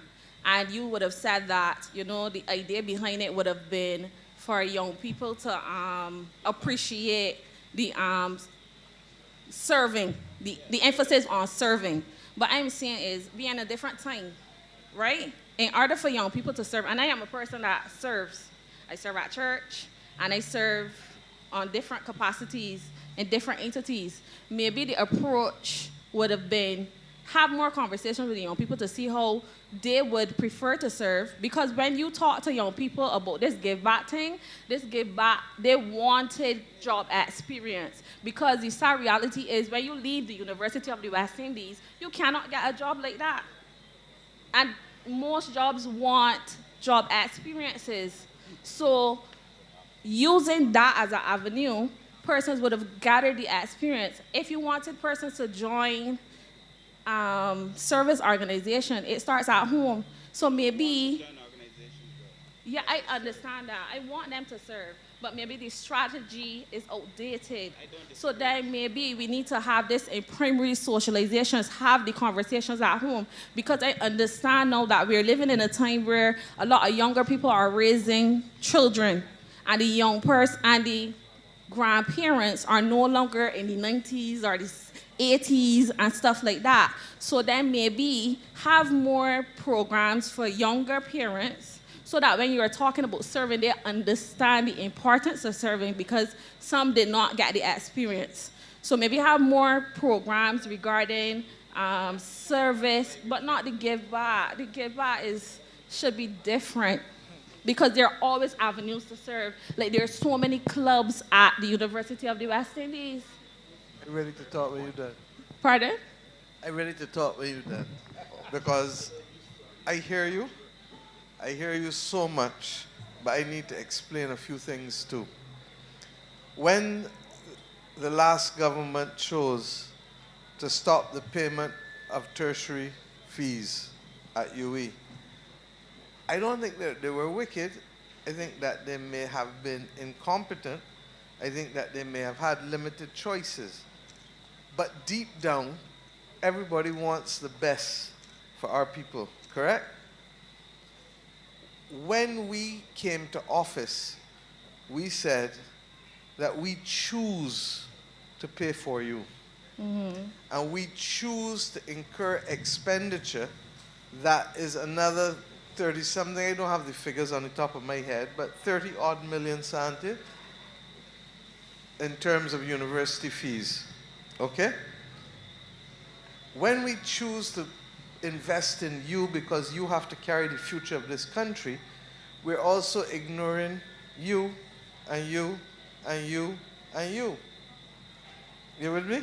Mm-hmm. And all the Operation Give Back is to say that as we are choosing you and ignoring these others, that I need you who we have chosen to lift weight and to help us carry these others. Am I making sense now? Mm-hmm. So that means, and this has nothing to do with your professional qualification, this has nothing to do with your training, nothing to do. It has simply to do with the fact that with limited resources, the government has decided to invest in the future of this country, but in so doing, we are ignoring the needs legitimately of other people. If you, and in some way we've met part of it because we've found the funds to create the Community Elder Care Program at the National Assistance Board. Now, why are we doing that? How many of us know of elderly people who live alone and nobody don't talk with them, nobody don't engage them, nobody don't interact with them, and then all of a sudden here the body got dementia. The body ain't able to help themselves. So that we said, look, a society is strongest when you have intergenerational communication. And we can't mandate it, and we don't like the fact that the society seems to have lost its way, especially because the demographic changes in how housing is. Before, you would have lived in a village, and everybody around the village would have known each other, and you would have naturally had to deal with people older than you and people younger than you. When you now live in a development, and you ain't necessarily talking with who live next door to you, you're not getting that intergenerational communication that is critical to keep the society whole. So the best way for us to do it was to say, look, we get it. We're going to pay for you. But I can't afford to pay for other people to go and do these other jobs. And therefore, you have to help me lift the weight. I can't afford for people to go right now. Chad has a paper coming before cabinet about how do we make service in schools from first form to sixth form, whether it is in a uniformed service organization like cadets or scouts or guides or brownies or whatever, sea cadets. Fire service got cadets now, you see the tower there. Service clubs, you got, call them off for me, Kiwanis, K Club, was it? Optimus, all of these ones in the schools.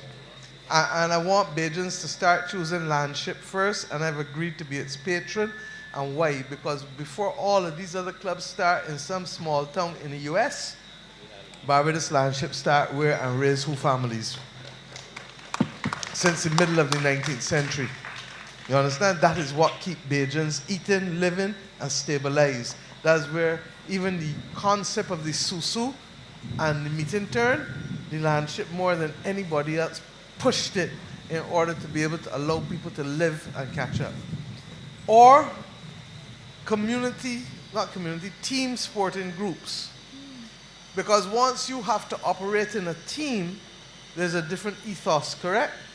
As opposed to individual sport. We believe that socialization is as important as what you learn in the curriculum. Because if you don't have that socialization and you're not developing yourself, you're not going to be able to manage parts of your life appropriately. Now, I heard you in saying, and I take the point, I've listened very carefully, that when you leave UE, that more often than not you're told you don't have job experience. That is a fact of life in almost every area, except those areas that have internships.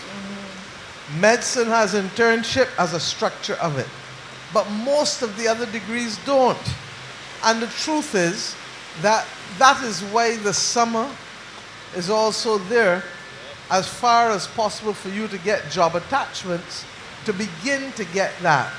But the bottom line is the difficulty, and I'm not telling you yes or no, but I'm sharing the facts with you. If we were to extend your program by a year, what would that do to government's fees, and what would that do to other people who want to get access to UE? Because UE has a limited capacity, first thing. So they would have to expand their capital base in order to accommodate. If I was doing 7,000 students at 3 years, if I now have to do 7,000 students for 4 years, what does that mean in terms of my resources? You will have limited resources. That's the point. And what does that mean to government's bill? Because if we were paying 30 million, it ain't gonna wash me away. It's the same thing that all of us getting home to do, get a bath. When you now come to the fee, a little cold water never kill nobody. When you now come to the fees that government pays, if I extend everybody by a year, it means that my bill, naturally, I will now take a third of that bill and have to add to it. So if I'm paying 10 million, you understand, effectively per year, per cohort, instead of paying 30, I would now be paying 40 million.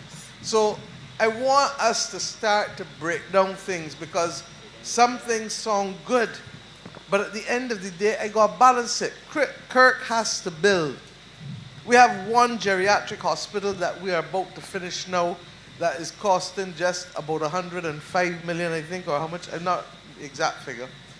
But that we didn't borrow for, contrary to public opinion when they tell you we borrow, we financed that.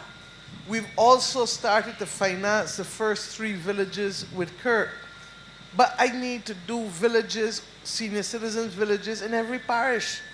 Santia just made the point here to me, and it is a valid point, that, and she said community, but I gotta start with parish first. And then parishes like St. Michael that have high density of people, we will need more than one. But you see this facility here?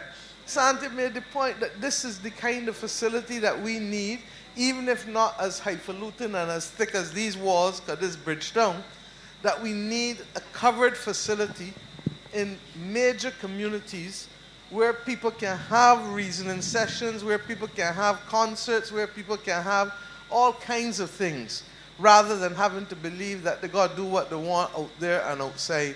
And I see the lightning too. You understand? So that balancing how you spend is critical, because we don't only do, we're not one-dimensional people. We have a lot of things to serve. So Kirk is correct, and you and the guy who spoke before who said, look, we got to meet people where they are. We get that. We get that. But at the same time, I need us to understand that choices have consequences. And the consequences with respect to coming to say we are going to choose you, we've chosen the young people, because if we don't choose you, who's going to take care of the old people? Who's going to take care of the senior citizens? You're the ones now, and that's what the country is also facing, that if 1 in every 2 people over 65 in 25 years,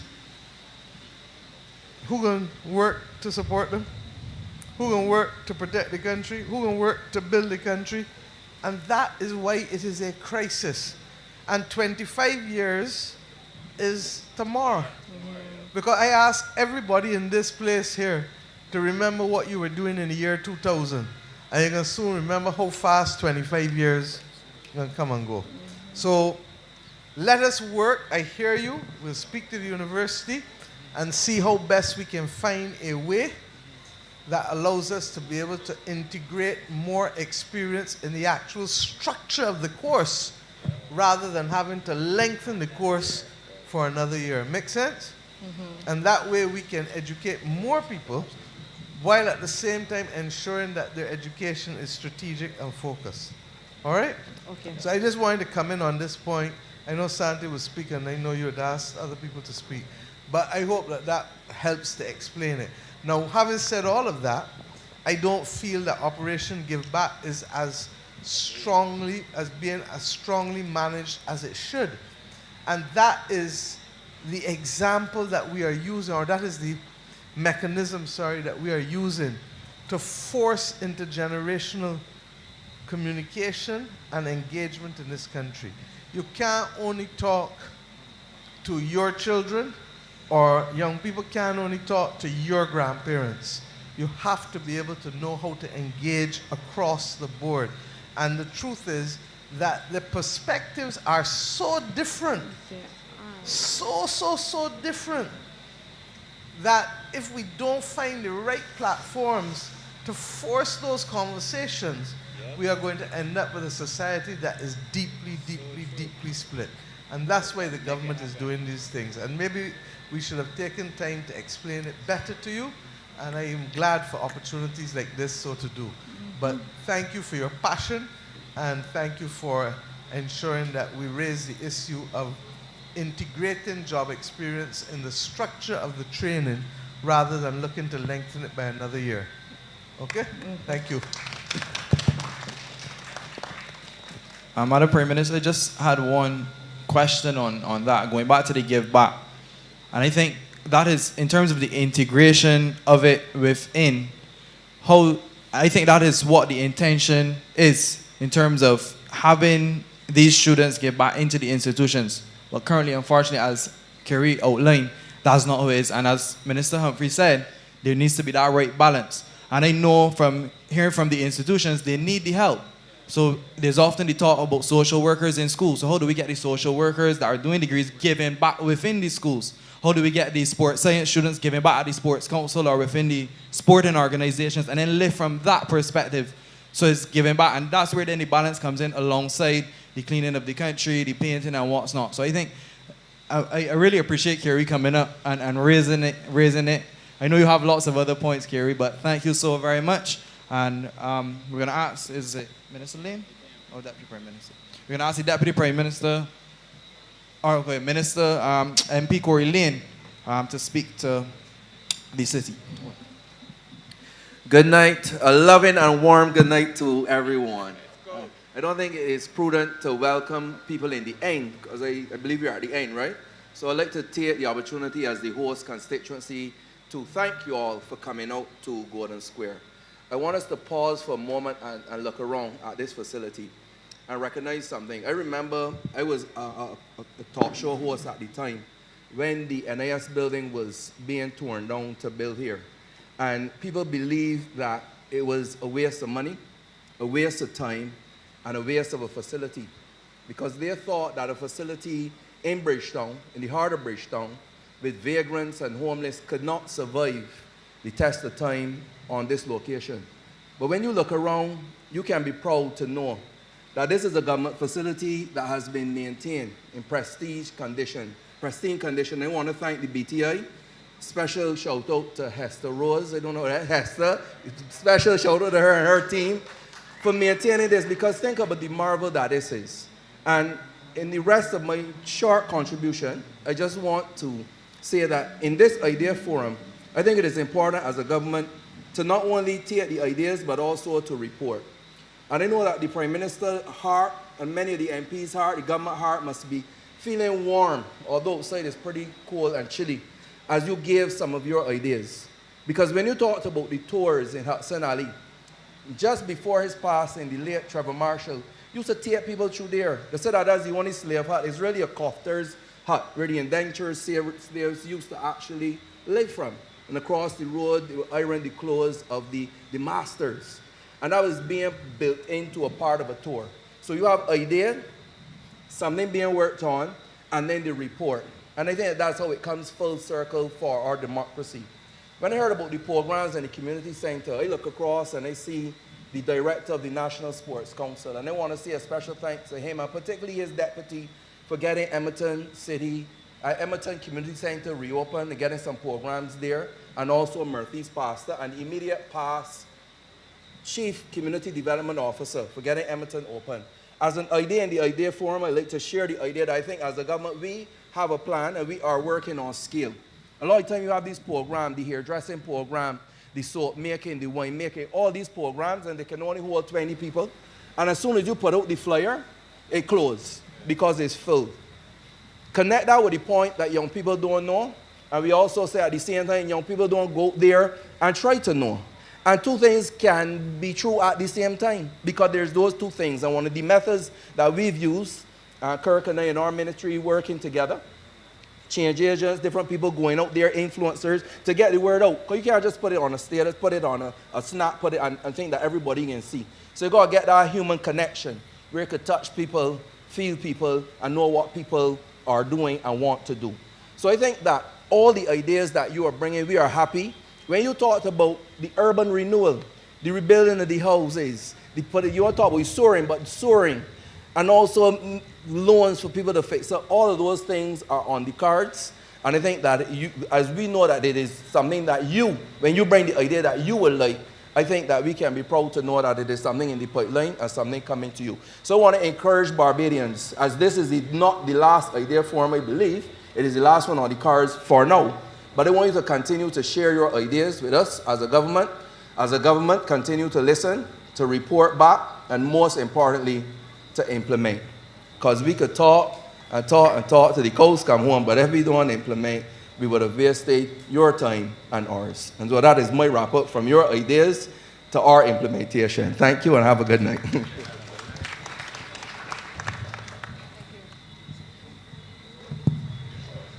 All right, good night again, everybody. I know it is cold, and yeah, we're coming to a close, but I shared with Prime Minister when she came here tonight.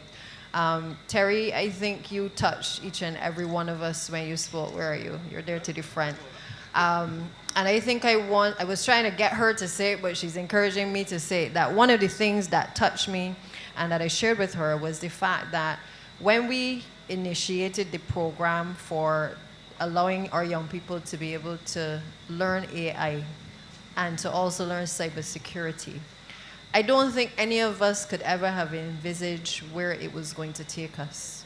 And I felt really good tonight to hear you speak, because this lady here that we call Prime Minister was the person who envisaged what we are now hearing from you.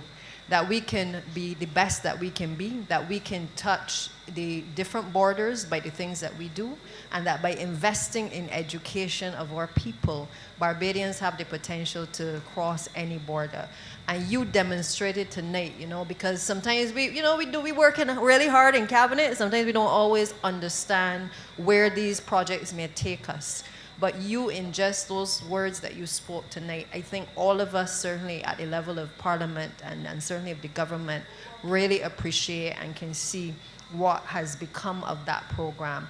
And I think what we take away from it tonight is that we now have to work out how do we make sure that people like you who have been given the opportunity to be able to see differently and to see people differently are able to have a space to be able to give back to Barbados. Prime Minister has also created something called Future Barbados, which has allowed young people like yourself who want to give back to Barbados and do things for Barbados to be able to do so in an environment where they can work with the various ministries to benefit Barbados. Again, a lot of people don't understand it. They probably didn't understand when it was created. But again, these are all things that when you plant the seed, you just can sit here now and see the seed actually germinating. And we can all be very proud of the fact that the investment in things like AI, cybersecurity, the Future Barbados team, and certainly investing in the tertiary education, making sure that young people who were denied the educational opportunities to go to the University of the West Indies were given that opportunity by us. Now, yes, the program would give back, which certainly when I was minister, we started. There was a great uptake at first.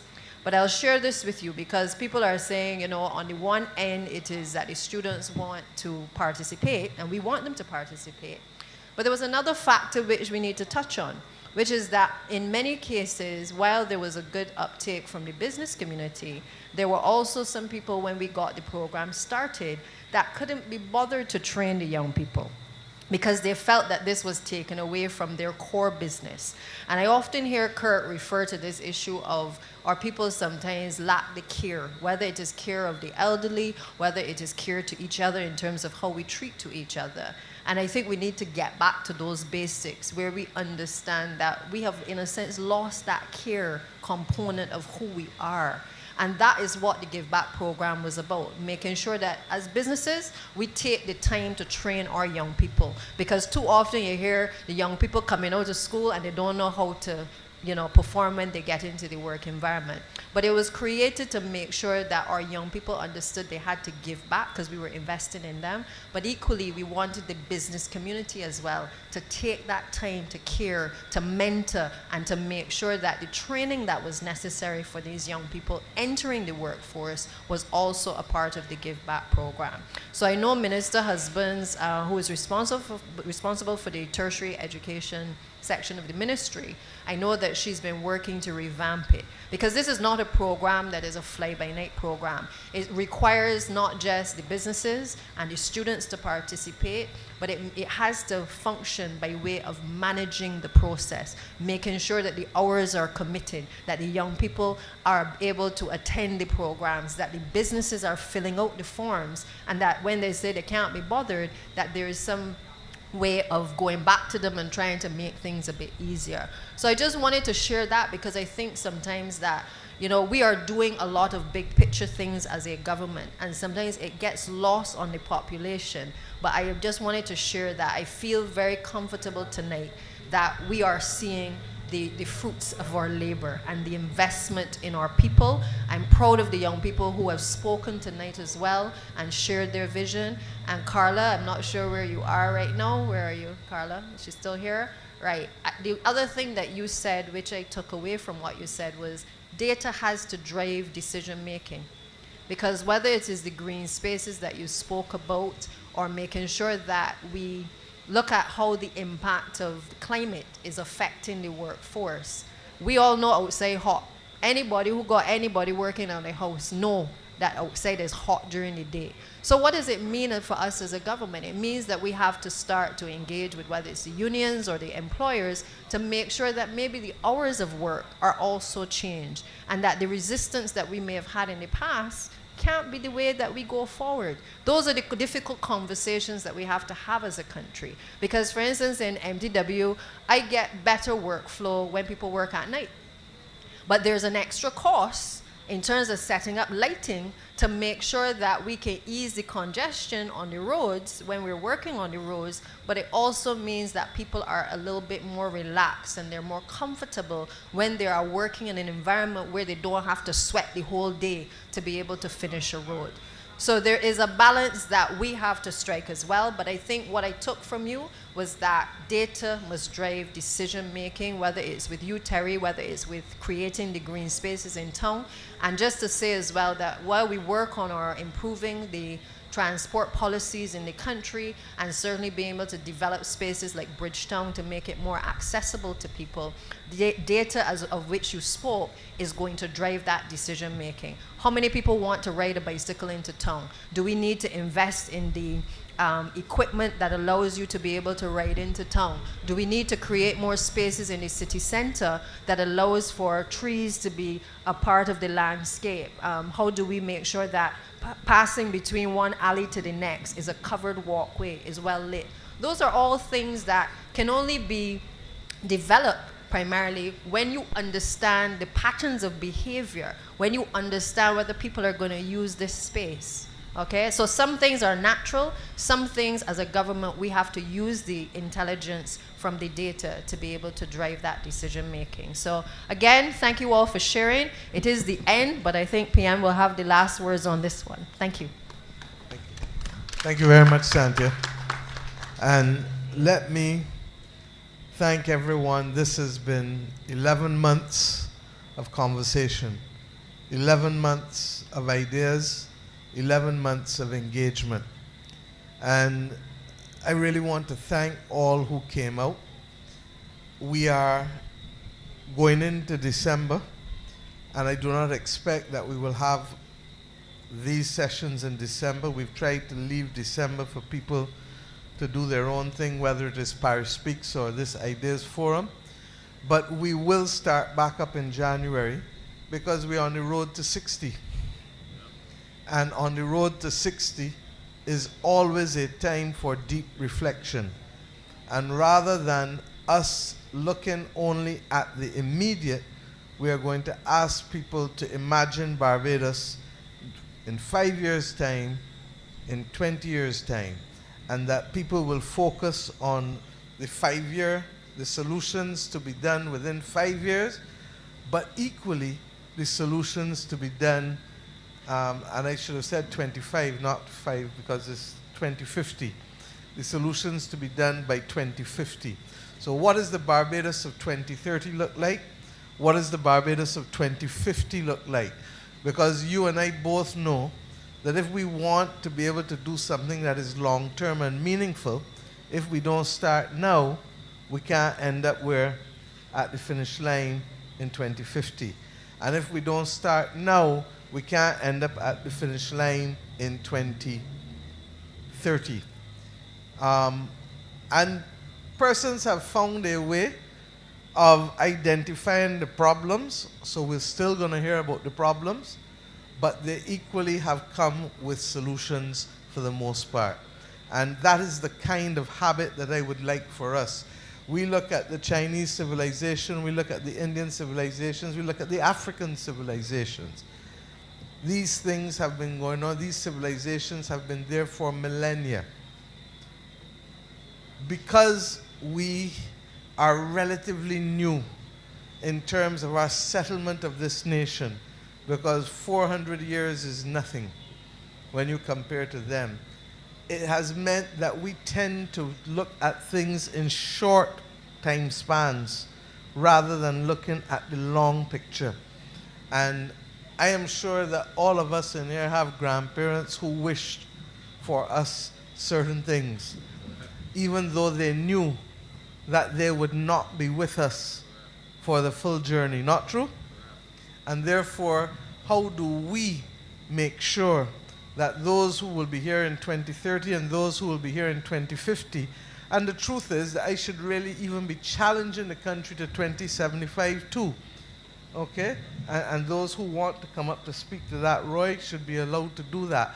But I need, for us, Bajans need to be able to have not just the short horizon, but the medium and long horizons, because a lot of these trees here, when was that tree planted? You understand? When we can go in Queen's Park and look at the big baobab tree. When was that planted? And all of us benefit from the shade of that tree without giving thought as to the fact that somebody had to plant it there in order for us to be able to benefit from it. We talked just now about the National Insurance building that used to be right here.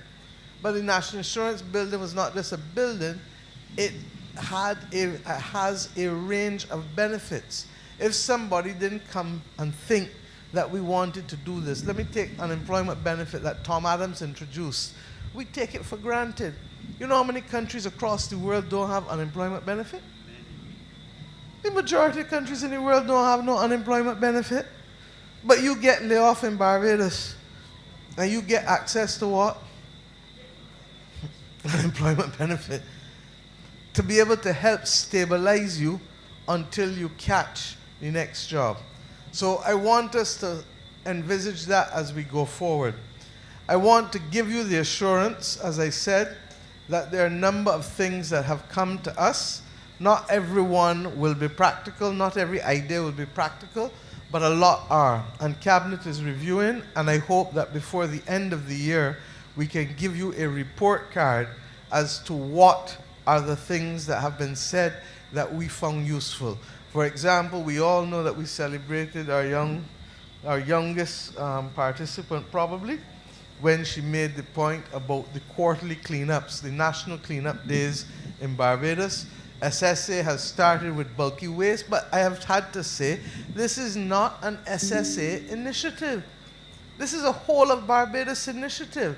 And if we need to be reminded as to why we should clean up around our house, look at Sunday night. Look at Sunday night. Because if we're not getting rid of the garbage, Sante will tell you if that is blocking the drains, blocking the flow of water, we have problems to people's lives and livelihoods and property. And that's what we want to be able to walk away from. So I want to thank you. I give you the assurance of the reporting. I want to say to you that this is one of the features of our government that I am most proud of. That members of parliament, ministers, come and sit down and engage with the citizens of this country in this kind of environment. Would I like to see even more people come out? Of course I will. But the reality is that we make ourselves available for conversation and for listening. And that is what is fundamental, because there are so many other countries across the world where you can't even get to say something to one of your elected members, far less have the opportunity to engage in this way. And I don't want us to take it for granted, because when things happen over and over and over, we begin to take things for granted. Do not do so. I can only tell you as a woman who got a little gray hair now, that don't do that, because this is special. Use this opportunity to engage. And one of the reasons I wanted to come to Golden Square tonight in particular, and as time goes on, I hope we will have, I've asked Kirk and others, I want more reasoning sessions. I don't need the media there. I don't need other things. But the difficult conversations that he's talking about has to happen in reasoning sessions. And if we can have that, then I'm confident that we will find common purpose for the most part. And where we disagree, we can know what is it that we must build bridges to each other for, in order to be able to make sure that there is at least a path forward that is acceptable to persons on the absolute end of the ideas spectrum of the country. So, thank you. As you can see, And you heard from Kirk, we're going to continue conversations with different groups.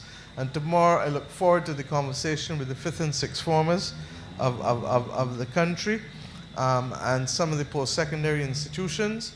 And then I look forward equally to the conversation on Monday with persons from the St. Michael communities. We're encouraging people who normally mix together on blocks or who have things to say, or people think only of the blocks, but the women sometimes lame in salons and the men lame in barber shops, so that wherever people congregate and they feel that they want to come forward and engage with us so that we can help build common purpose in this country, because this is the only country we have, and if I may say so, it is still one of the best countries in the world and still provides one of the best qualities of life in the world. And I can say so having seen from larboard to starboard. The fact that all of us can sit down here in the middle of town, in the middle of rain falling, in the middle of lightning flashing, and still have these conversations and feel a sense of comfort is an amazing achievement for a country still in this world today. So thank you, God bless you all. And I want to thank Roy and the Office of Citizen Engagement, everybody, Barry, Alicia, all of you. We take it for granted. I want to thank Tahir and Alex, who have been moderating most of the sessions. Any other moderators we've had, it's mainly been them, and Roy did one reluctantly. I don't know how a man could be a journalist and don't like to talk. He says he writes. And then I want to thank the government departments. I do not take it for granted. Barbados Water Authority, National Sports Council, especially all of the MTW, all of the agencies, Transport Board, who have come out for the most part during the year and who are here because these persons are persons who are part and parcel of the governance of this country, and they too have come here to be able to listen, to see how we can deliver better and better and better and better each time just by through our engagement with you. So thank you, God bless you, and happy Independence and Republic Day, and happy Christmas. But I hope I get to see most of you, so I have the opportunity to repeat that many times, especially if we are going to find our ways singing carols and being festive through December. Thank you, and God bless.